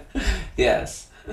And it is revealed to Yuriko that Sasuke is the person Gaku was talking about. Yeah. Because they've revealed their sexualities to each other at this point. No. Yes? No. This is just her putting two and two together, because Sasuke has explained, or Gaku has explained that he's in love with his childhood friend, that they do flowers. Gotcha. And this is where the connection is made. Yeah, this is where the two are put together. And Sasuke's like, well, am I interrupting your date? And sorry to bother you. You're on your way home. Gaku and I have been friends since we were kids, so I wanted to say hi. Yeah. And that is when, because, like, honestly, Yuriko is already shipping boys all the time anyways. Right. So the moment a childhood friend who works at his sister's flower shop. Yeah. It wasn't... Can't be a coincidence. It wasn't a particularly hard puzzle to put together. No. And then Gaku seems to realize that, like, too much information has been put out, so she knows. And so he's like, I gotta escape. Gotta get out of here. This is an uncomfortable situation. Yeah. But then Yuriko grabs him and is like, I'm a BL fangirl. This is fantastic. Yeah. So then they sort of drop pretenses, basically. Yeah. And they go do some all-night karaoke at the bar. Which, man, love that. Love that. Big fan. Big fan of all-night drunken karaoke. Hey. Yes. Yuriko wakes up the next morning at Gaku's house because they got wasted.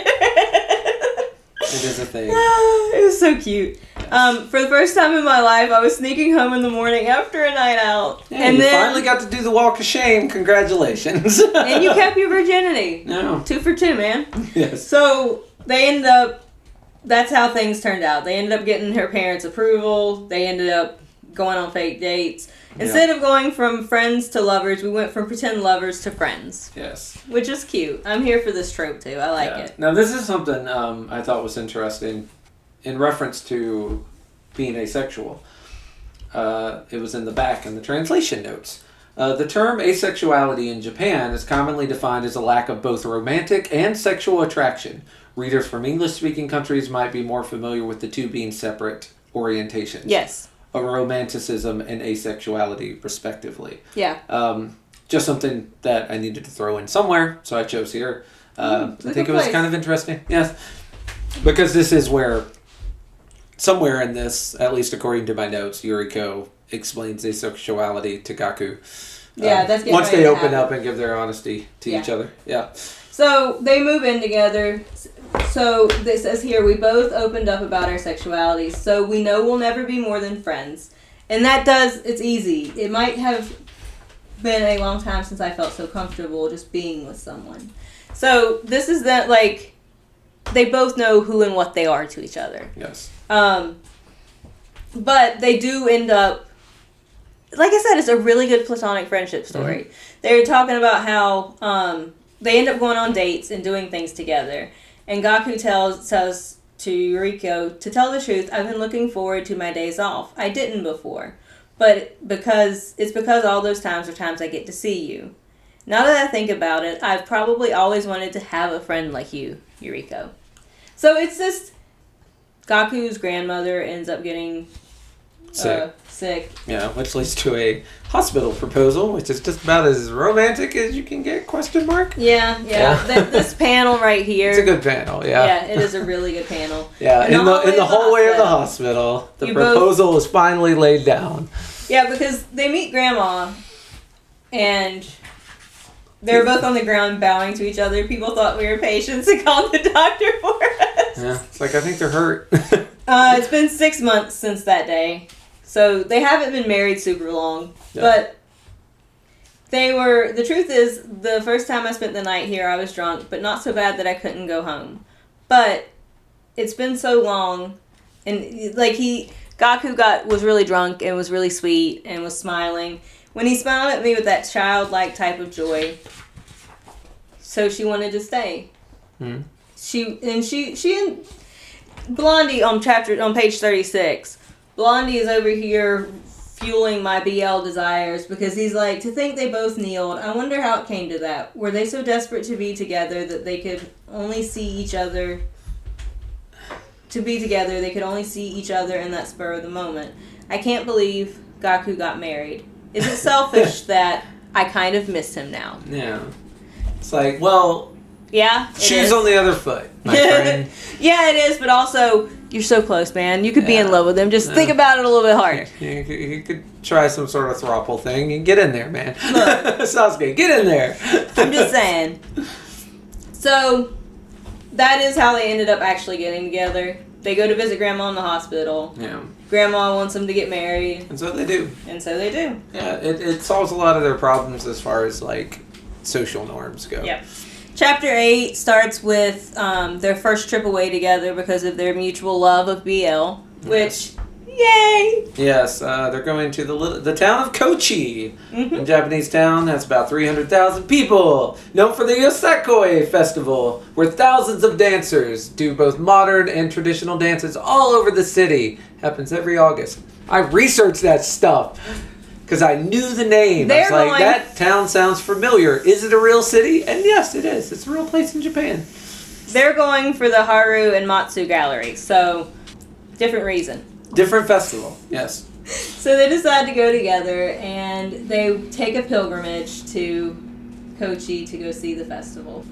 This is where Yuriko finds out that Gaku actually also has hobbies. It's very funny because this whole thing has been concentrating on Yuriko's hobbies, but it turns out Gaku is a photographer. Mm-hmm. And Yuriko had no idea. It's like, wow, we've been living together a while, and we still know so little about each other. Well, they've only been together 6 months. I can't imagine being with someone 6 months, even in a platonic living together thing, and not know one of their hobbies. They're not even friends on Facebook. I know. So ridiculous.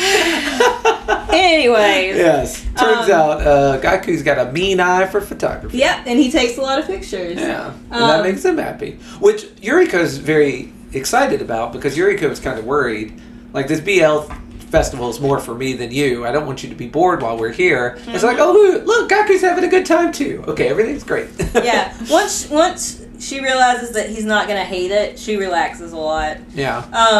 But Gaku's realizing that, like, she gets her... Because this town is where the manga is based. Yeah. There's a lot of things in the town that is in the manga. Is there a place like that in real life for you, Cecilia? I know I'm not allowed to ask the big questions. This is just a medium-sized question. But I was trying to think. I was like, is there a place where I'm like, I want to go because some sort of story took place there or a pop cultural thing or like, and off the top of my head, I cannot think of one. Well, I will be honest, that is the whole reason I want to go to Japan is because Sailor Moon is in Japan. Okay. Like that. Maybe that's why I can't think of one, because all the ones I would have think about were Japan. And yeah. Why I went to Japan? Other than knocked that one out of the park.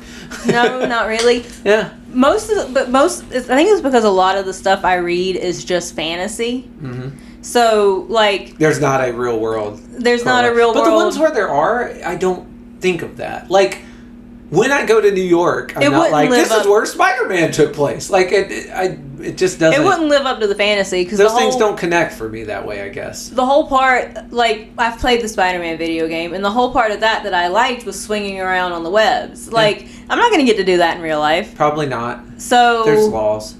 And also, I don't have that kind of core strength. For your safety, yeah, it's also a good idea. I don't have that kind of core strength. But yeah, I don't connect. I think I don't connect, like, even when something takes place in a real place, I don't connect that to the real place. Yeah. So if a story takes place in London, I think of that as a fictionalized London. I don't, if I went to, well, I've been to London. When I went to London, I did not connect it to stories that I read that took place in London. Because they just feel so separated, you know? So yeah, well, this is a straight... Once again, the asexual lady has confused me with her feelings about things. Well, it's just like, I've been reading a lot of Danmei, and that's all in China, and I'm sure that a lot of those places have, like, real-world parallels. I'm so gonna make a joke. I'd be like, yeah, I'm into Danmei, but if I ever went to Danmei, Indiana, I don't think I would feel the same thing. Boo, Reno, boo. No, but it's just, it takes place in China, but I have no desire to go to China. Yeah. I have no, and if I went to China, heaven forbid, I doubt that I would want to go. Now, there is supposedly, I would like to try, in Mao Dao Zushi, there is a wine called Emperor's Smile. Yeah. And in China, they actually do sell Emperor's Smile in the same kind of area that is supposed, like the parallel area is supposed to take place. Yeah. I would just like to try the drink. Have a glass, yeah. But I don't want to go all the way to China for it. If someone could ship that to me, that'd be better. Yeah. I can still drink the drink. We can get a P.O. box, people. Just let us know. So they're walking around town. Gaku's taking his pictures, and then he asks if they should go to the gallery. And it's like, we're going to be late. Gaku ends up feeling really out of place because there's nothing but women at this gallery. Yeah. But he takes some pictures, and I really like this little panel. It kind of shows her relation, because he offers to take a picture of Yuriko with the couple that she loves, her OTP, one true pairing. Yeah. I love all the geek talk, I'm not going to lie. This is where he talks about being one with the wall, right? Well, page 49 is where she... I don't know if that's page 49. It is page 49. Yeah, where he talks about... I think he said, Yuriko said that one of the reasons she liked BLs is she could be one with the wall and not... Because he's talking about how she chose to be, like, smushed down, like, near their leg. Yes. Yeah. That is, you're absolutely correct. Yeah. So she has there's a cutout of her couple. She is standing sort of behind it. And squished down as small as she can be. As small as she can be. Yeah. And it says the best pose for a BL fangirl, become one with the wall. Yeah, that's what I mean. Yeah. So that's where we get our title. It is. So they're taking pictures, and she realizes that Gaku's a really serious photographer, and she's kind of... He never takes a break, and she's kind of worried that she's been dragging him around all day. Yeah.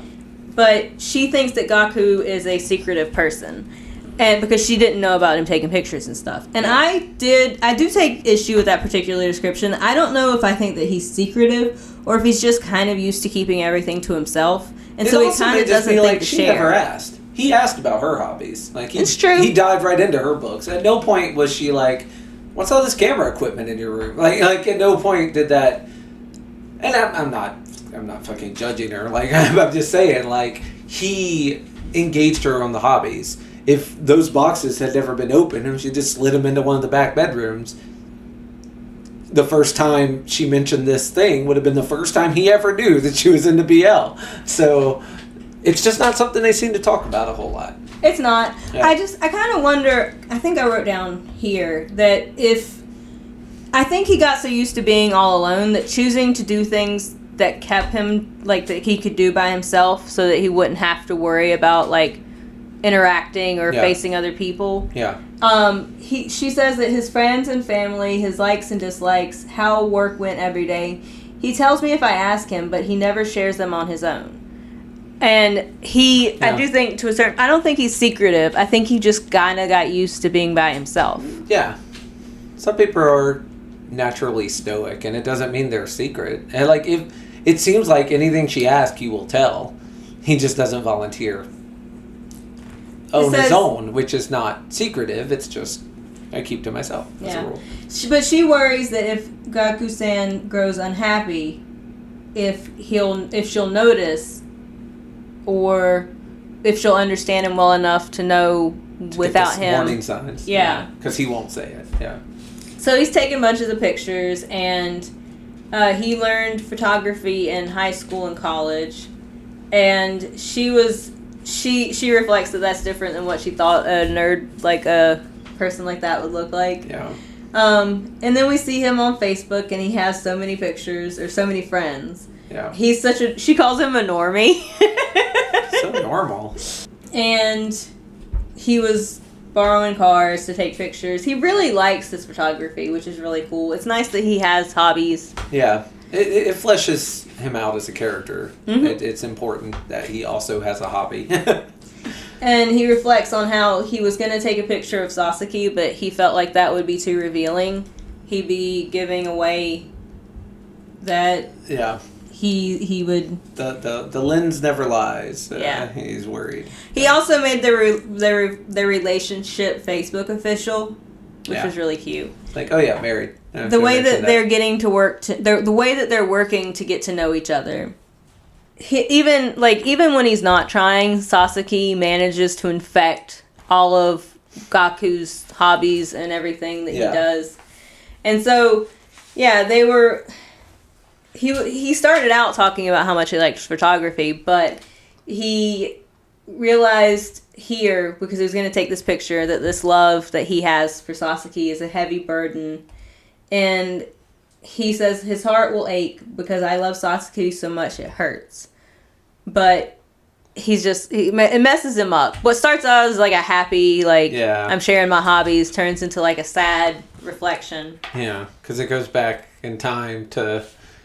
It's connected to Sasaki. Yeah, yeah.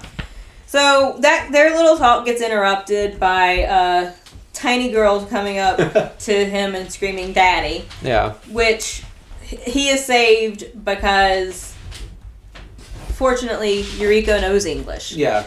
Because that's what this poor little girl is speaking. And so she talks to the little girl. She tells Gaku to keep an eye on her for a minute. She's going to go find the dad. And she's going to go find his dad. And the little girl's trying to talk to him, probably to give herself some comfort. Yeah.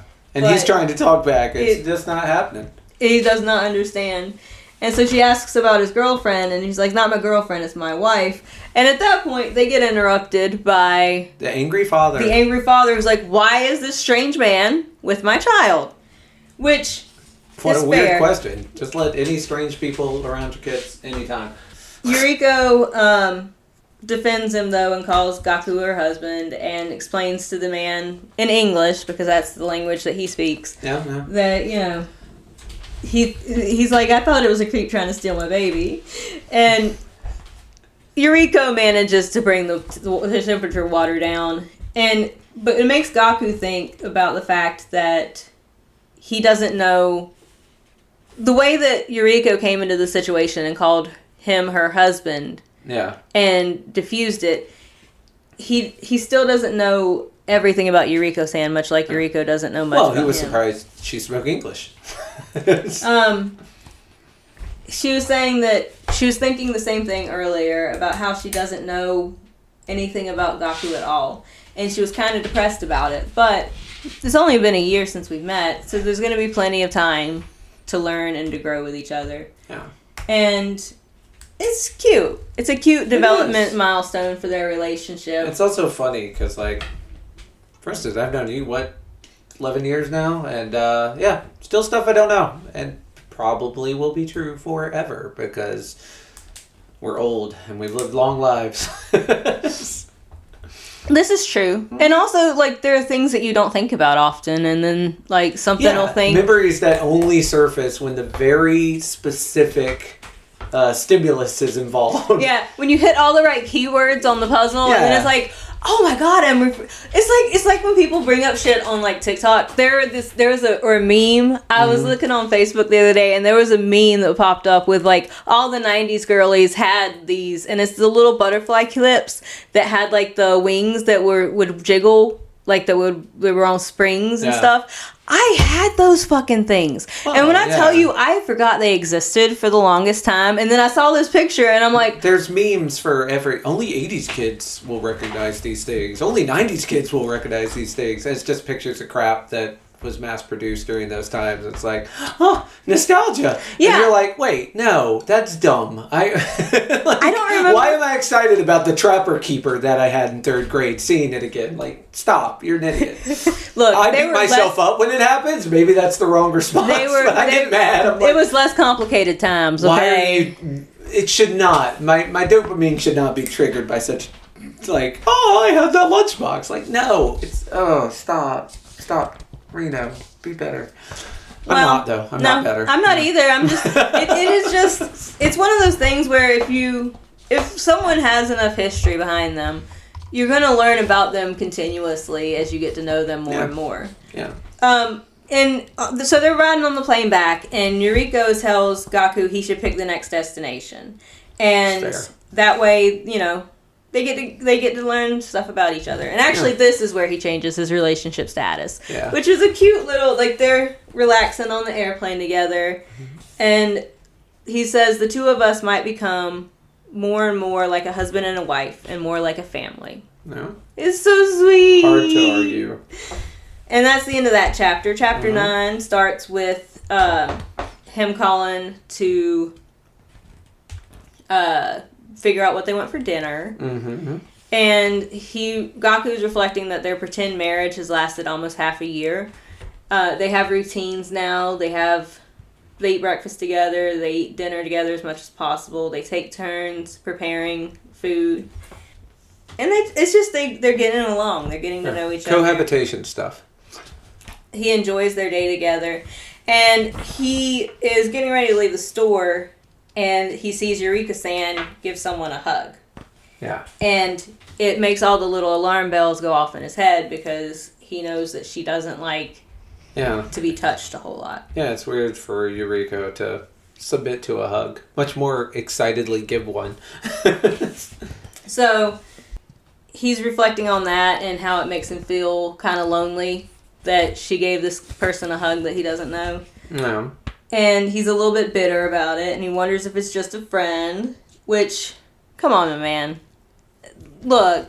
This is what I was talking about. Like, jealousy doesn't just... Like, jealousy can exist among romantic partners, platonic partners, strangers you don't know who have more money than you. Like, jealousy is a beast with many masks. Like... And it also doesn't follow logic. Yeah. Oh no, it's the most involuntary of sins. So he says we're married in name only, but if I want to be a good husband, I have to trust my wife. I mustn't comment on her friendships. And it says 800 steps to be a perfect husband. And I just really want people who write relationship books to put a disclaimer at the start of them saying that, like, you cannot take them too literally. And that this may not work for everyone. That doesn't sell books. If I wrote a book called How to Maybe Possibly Have an Okay Relationship, you're going to sell one copy. If I write a book called The 12 Steps to the Perfect Relationship, guess what? I'm now a millionaire. Ruined 500,000 relationships. But I'm a millionaire. I just... You asked me how I'll sleep at night? On a bed of money. Because I'm rich. Because I lied to everyone. Yeah, relationship books, they can't tell you the truth. And the truth is, relationships are hard, and they're also unique. There probably is not a book that's going to help you through this, because that's not information people want. Actually, an honest relationship book would be like... It should just be a picture of someone. It should be the shrugging emoji. You open the book up, it's just... Good luck. Or a... Here are some steps you can work on yourself, but also, like, it's one of those things that irritate me. Yeah. That, like, you think you can give blanket advice that will solve problems, and it just... It's why I think sociology is more accurate than psychology, because sociology deals with people in groups, and I feel like people are easier to predict in large groups. That you get the mob mentality than on an individual. I just think it's one of these things status. Where people... It's the opposite opposite side of the coin we were talking about, where people like definitions for themselves. Yes. But...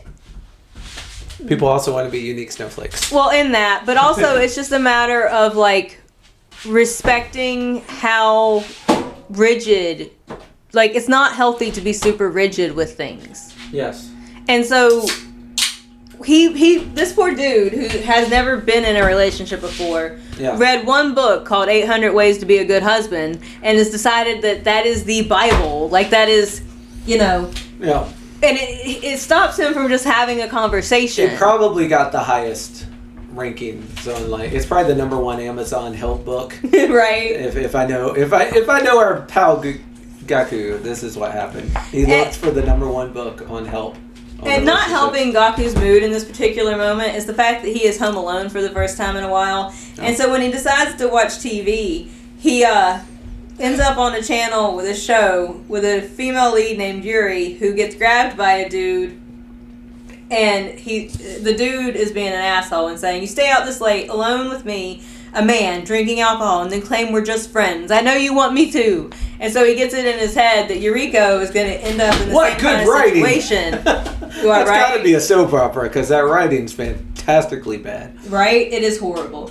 But he gets it in his head that means Yuriko also could be in trouble. Yeah. And then, so he decides that he has to go save her.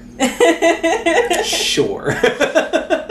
Go on with your weird self. Well, that was the original plan. But then Yuriko sends home, and she's very happy. And she says that she texted him to ask if he could pick her up, but he didn't reply.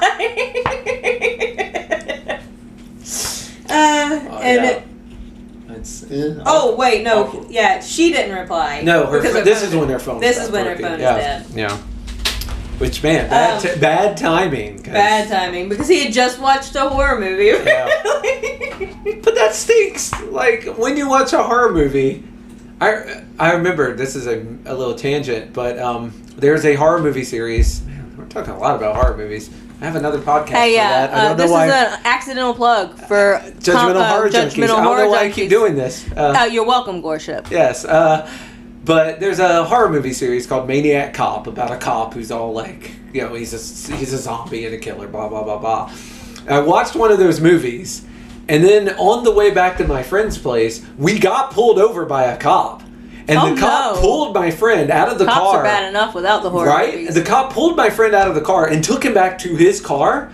And so I'm just sitting in the passenger seat, like, looking back, like, he's murdering him, and then he's going to come and kill me. If I get out of the car right now and just start running, first of all, shameful. My friend was already dead. I'd already just given up on my friend. Wrote him off. How can I save myself? Like, if I get out of the car and just take off running.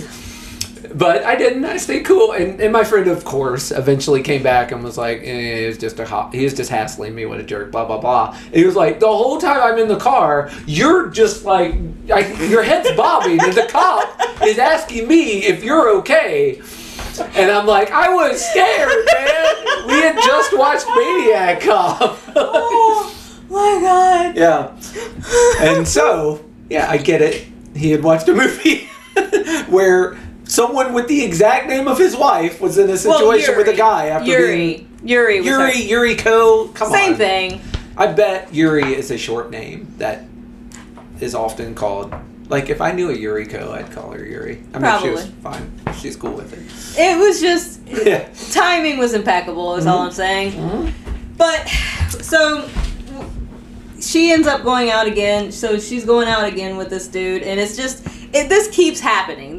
For like this whole week, she ends up going out every night. Has this dude been introduced yet? No, we do not have. This ends up being that Momo. is part of the problem. It is. This is Momo, who is actually a friend. More than friend of Gil, the person we met. Yes. Our hero from book 1. Yeah. Let me just say, it is refreshing for us to read something with so many good dudes in it. Like, isn't it? Such a bunch of nice guys. Like all these guys, they're great guys. To make the same point that we made when we watched A Promising Young Woman, you can tell a lot about people by who they're friends with. Yeah. And man, this was a good crowd. It's a good crowd. So she's going out every night with this mystery dude. Yeah. And which again, communication is key. Fucking right. Gaku gets it in his head that she's gonna come back and say that that they're in love and that she's gonna run off with him. Actually, he has a nightmare about that. Yeah. And so he volunteers to give Yuriko a ride the next night. Yeah. And she's again very happy to be going out. And he made comments on how happy she seems lately. Yeah. So he's asking like, where did you meet him? How long have you known him? Yeah. And she tells him that she met him in America, and he's had a ton of lovers and is openly bi, and she had never met a Japanese person who was so candid and honest about that kind of stuff. Yeah. And it's also like she's explaining that this is around the same time that someone finally told her what asexuality was, and like he was there to help her talk through stuff, and him and the other person who taught me first about asexuality, the three of them have always been friends, and they've been chatting and all this stuff. To me, this friend is one of my biggest supporters. And Goku. Keep it. Gaku. Thank you. You're welcome. I cannot. Words are hard. Gaku hopes that someday that she'll consider him someone like that too. He wants to be one of her number one people. Well, people need to get used to like different friends see different sides of you. Like if you have a friend that you just go bowling with, like that's the only side of you they see, and that's all you like have in common is that you both go bowling together, or you both like this one comic, or you both play this one video game together. Gaku is seeing Yuriko has this totally different side of her that Momo sees that Gaku does not get to see, and it's a little bit of jealousy there. Yeah. And he hopes that one day he'll be in that club. So he decides that since he drove her all the way to the mall for her to go do this, he'll go ahead and go do some shopping. Yeah. And he ends up sort of following them around the mall. Yeah. Not intentionally. They just happen to end up in the same store together. Yeah. But then he overhears talk of an engagement. Yes. And he's like, oh, Yukiko's going to run away with Momo. Well, that sucks. And, of course, he starts following them around to confirm the suspicions, but gets called by Momo. Yeah, basically. Well, here's the thing. For the second time, someone yells at Goku. Gaku. Someone yells at Gaku for being a creep. First time with the kid, now following Yuriko around. It's misunderstandings. Gaku's they're talking about engagement rings. He's reflecting on how different she's acting around him, around Momo. Yes. I can't do any names today. And Momo had noticed that he'd been following him around. Yeah, finally confronts him. Yeah, he confronts him. It's like, what are you doing? Yeah.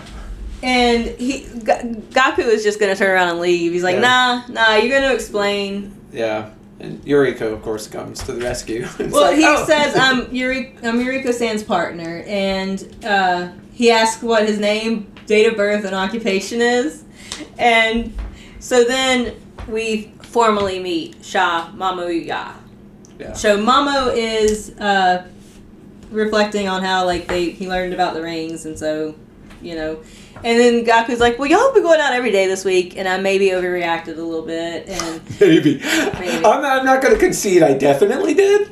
Possible I might have. And then they explain the reason why they've been going out every day is this is a limited edition memorabilia collection thing that's happening. I will tell you, I miss Japanese promotions. That, like, all the restaurants, all the gas stations, all the convenience stores, they always had, like, whenever a new manga was coming out or a new anime, they always had these little collectibles that you could only get at 7-Eleven or Lawson's or at, Book Off or whatever. And, oh my God, it was... once one came out that was connected to your love. Yeah. Oh, for instance, when I was there, they were coming out with Final Fantasy, like, canned sodas, and each soda had a different character on it, and I had the whole set of the good guys and the whole set of the bad guys. But let me tell you, it doesn't matter how much you wash out cans. They're really hard to transport back to America. So I left them in the windowsill for the person who took over my apartment. Aww. And to this day, I miss them very much. Oh, that's sad. They were cool little cans. But yeah, Japan's always about limited edition promotions for whatever. It kind of like here we have the McDonald's Happy Meals with the little toys for whatever cartoon's currently popular. It's like that, but everywhere with everything. And it's great. I do love the sounds of that. But yeah, from claw machines to little book covers at the bookstores. It's glorious. So Gaku got a little jealous of Yuriko's friend. I think that's actually kind of cute. I did enjoy this particular chapter arc. It was very And cute. I also like the fact that they just sat down and talk it out like adults. It's that relaxing. part was boring, but the rest of it was good. It was nice. Talk Like it he out explains. like adults. He explains that no one's throwing anything. Momo is also a BL fan. That's the reason why they've been going out to this gotta collect them limited all. edition memorabilia thing. Momo also recently got engaged, and Yuri-chan knows his partner, so he asked her to join the wedding party. And that's what the engagement talks about. That's what the engagement Yes. talks about. That's why he's been needing her help. So they've Yes. been going to the mall in the first place. I'm glad this misunderstanding bit only lasted like 10 pages. It was I'm very- glad it was not a huge part of the thing. It wasn't a big argument. It wasn't a big fight. Nobody got kicked out of the house. Yeah. It was just a very relaxed, like, I'm bothered by this. We discussed this. And now even Momo ends up being friends with Gaku. Hey, Gaku's a likable guy. He's very likable. And Gaku realizes he wants to get to know more about his wife. All in all, it was a good little adventure. Yeah. And Momo is one of the few people. So Momo says that I heard that Yuri-chan, who's asexual, had gotten married, but she wouldn't tell me any of the details even when I kept bugging her. And he says, I don't know exactly why you two decided that marriage was the right choice, but at the very least, you guys look like great partners to me. Indeed. So it's a cute little. Momo's sad he can't come next week. He does threaten to beat Gaku up if he makes her cry, which is a sweet friend thing to do. Look. Yes, I always roll my eyes at, if you hurt her, I'm coming for you. Like, that's just... Yeah. Well, and in Momo's defense, later when they do get into a fight, he's very level-headed about... He doesn't do the thing he says he's going to do. Yeah, he's very level-headed about what happened. Yeah. But his partner's here, too, and this is where we see that Gil and Momo are together. It's his fiancé. It's cute. Yeah. And Momo doesn't know that Gaku's gay, but he still showed him the picture of him and his partner. Yeah. And he decides he wants to be friends with Momo, which is a good thing. It's a nice to have the people that Yuriko feels safe with also be accepted by her husband and be like, it's a good. It makes their foundation more solid. Yeah. In my opinion. Yeah. And Yuriko apologizes that she made him worry. Maybe it's because I can't imagine what it's like to go from a friendship to a romance, but I think I act more familiar with male friends than most women do. If I ever make you uneasy again, please tell me.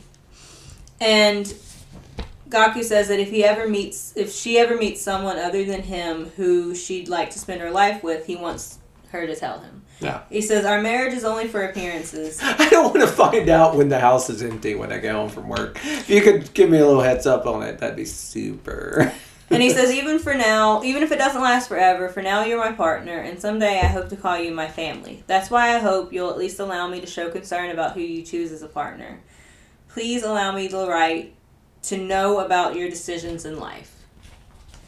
And she says the same is true for him. So if he ever meets someone that he falls in love with, let her know. That isn't Sasuke. That someone that he's in love with who will love him back. Yeah.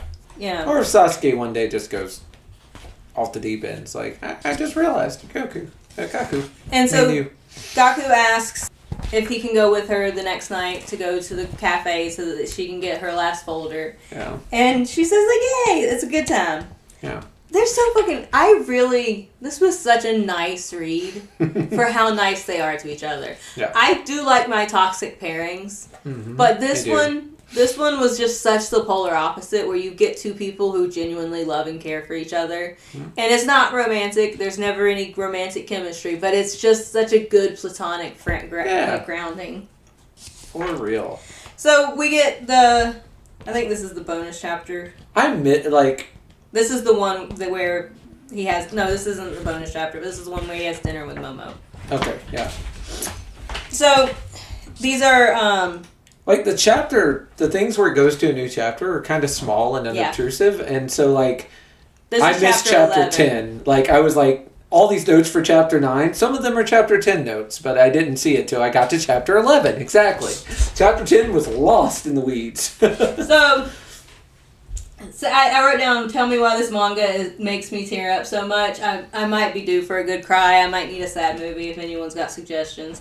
Alright, we are throwing away books. These are ones that Yuriko bought based on the cover, and then she ended up not liking them. It happens. And then... Don't judge a book by. Guka, he picks one of them up and was like, well, these covers do look cute. And then he opened it, and it's just porn. There should be laws about that. But he goes to the bookstore to pick up some books, some BL of his own, and runs into Momo. Yeah. And asks... Momo's saying thanks for having him over the other day. Yeah. And he's like, I still can't believe that you're gay and in love with your childhood friend, so now you're in a fake marriage. And Goku's like, shh. So, Momo is he from America too, or is he from England? I think he's from America. One of them's he's from Japanese. Or in... Oh, yeah. He's Japanese, but was also in the... But he was raised in the States, was he not? No, because he's immigrating to England to be with Gil. Yeah, so Gil was in America, but he was from England. Mm-hmm. And Momo was in America, but he's from Japan. Okay, yeah. There is a stereotype, not completely unfounded, about the loud Americans in Japan. And I felt like they were doing something with that. But I guess not, if Momo's Japanese. This is where... So Momo and Guka are going to go get dinner, or go to get lunch or whatever, and they're talking about their relationship with Yuriko. Yes. And she's like, I know you're worried about me being with Yuri-chan, but it didn't feel like it was because you were with her, because you were in love with her either. It was more like a son who worries about his mom's friend choice, or a big brother who judges the guys his sister hangs out with. Fair and true. But Momo's rooting for the two of them, and he thinks that there should be more of that in the world. Not a romantic or physical way, but as platonic partners. When you think about it, isn't society these days really strict about what you need to find in a partner? It's really cool. They're having a nice little chat, and Momo's being a little braggy about the fact that he found someone he's in love with. Yeah. And Yuriko is happy that they're becoming friends, because he texted that they were going to have lunch. Is this where we get the sugar analogy? This is where we get the sugar analogy. The sugar analogy's so good. I wrote down here, I had been Googling asexuality, but Momo here... takes care of it. Gives a wonderful explanation at the end of Volume 2. Yeah. So... they were reflecting on the fact that Gaku picked up one of the BLs that Yuricha had. And he's like, the cover was so cute, and they were having sex all over the place. And, I was on edge the entire time I was reading it. Don't judge a book by its cover. And he's like, well, I wonder why Yurika-san likes boys' love. Oh, that's your question. Boys' love, it's literally romance between men. And a lot of them have sex scenes. Yuriko doesn't feel a desire for romance or sex, yet she likes reading stories about it. And Gaku is confused, which is he doesn't understand. Yeah. And so Momo explains that Gaku asks, I just wonder from whose lens she's viewing them that makes it enjoyable for her. And Momo says, how should I explain it? Let's say that someone doesn't understand the concept of sweetness. Like, they can eat sugar, but it doesn't taste like anything to them. If that person ordered a dessert to eat, then people like me and you would wonder why, right? Yeah. They don't understand sweetness, so what's so good about dessert? But the sweetness of the sugar isn't all that there is to like about dessert, you know? Things like maple syrup and chocolate sauce are really fragrant. The appealing decorations, the softness of a sponge cake, the whipped cream that melts in your mouth, the texture of a layer of sliced fruit. Japanese desserts are very pretty. That's also true. Fucking Yeah. facts, Aesthetics. my man. Oh my What about God. the aesthetics? Even if you can't taste the sweetness, there's still a lot of ways to enjoy dessert. You can even take in the smiles of other people experiencing the bliss of sugar. The bliss of sugar. Even when they can taste other flavors just fine. Maybe it's just that because they don't taste sweetness.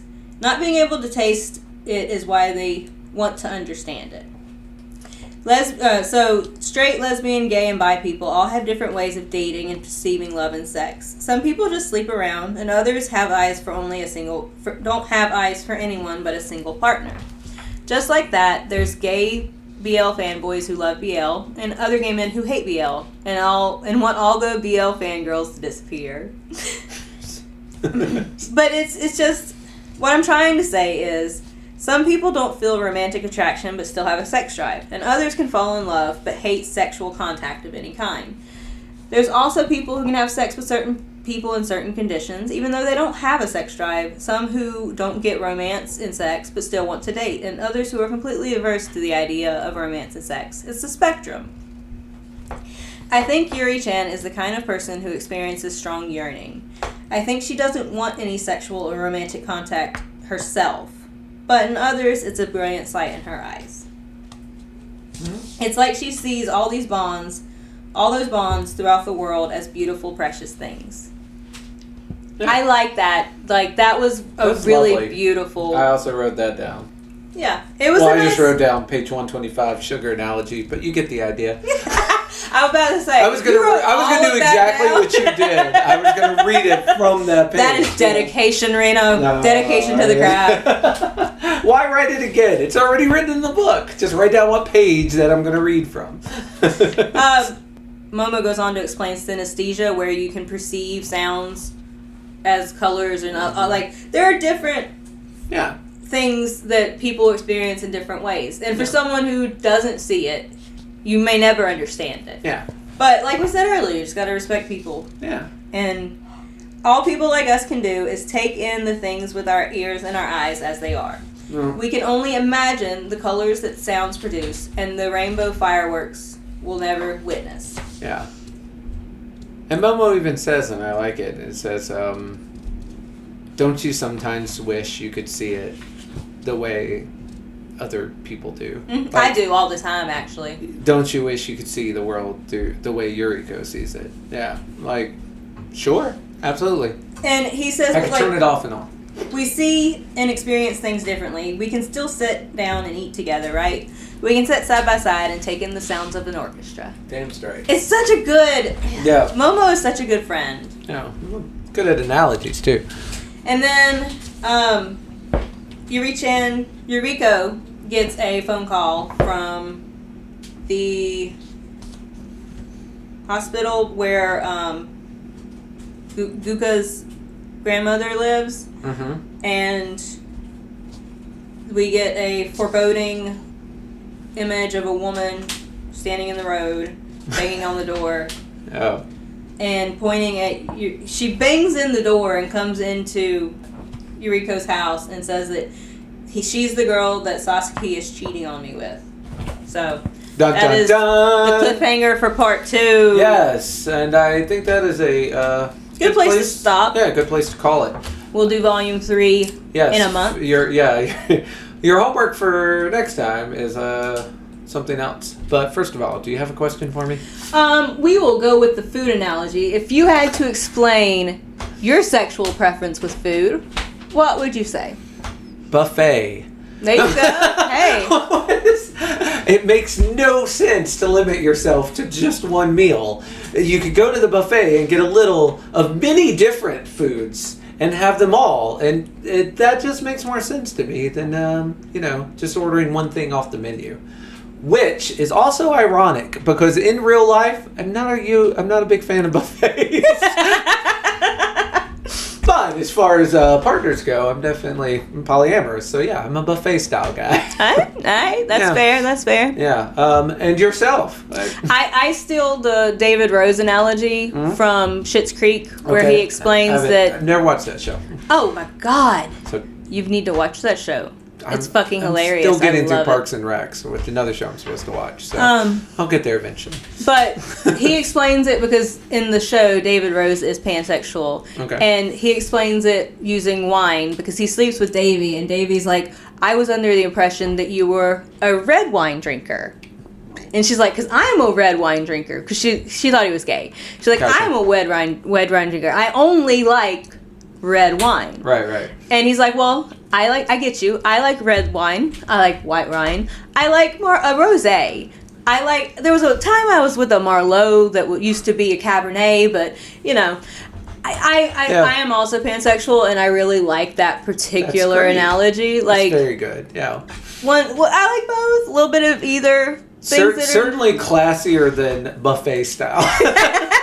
So kudos to that. Yeah. Well, it's nice when, again, talking about representation. Yeah. It's nice when you get to see someone else out there that has a good grasp on their identity, explain it in a way that resonates with you. Well, yeah, and that you can easily explain it to other people. Yep. Yeah, the words are helpful for that when necessary.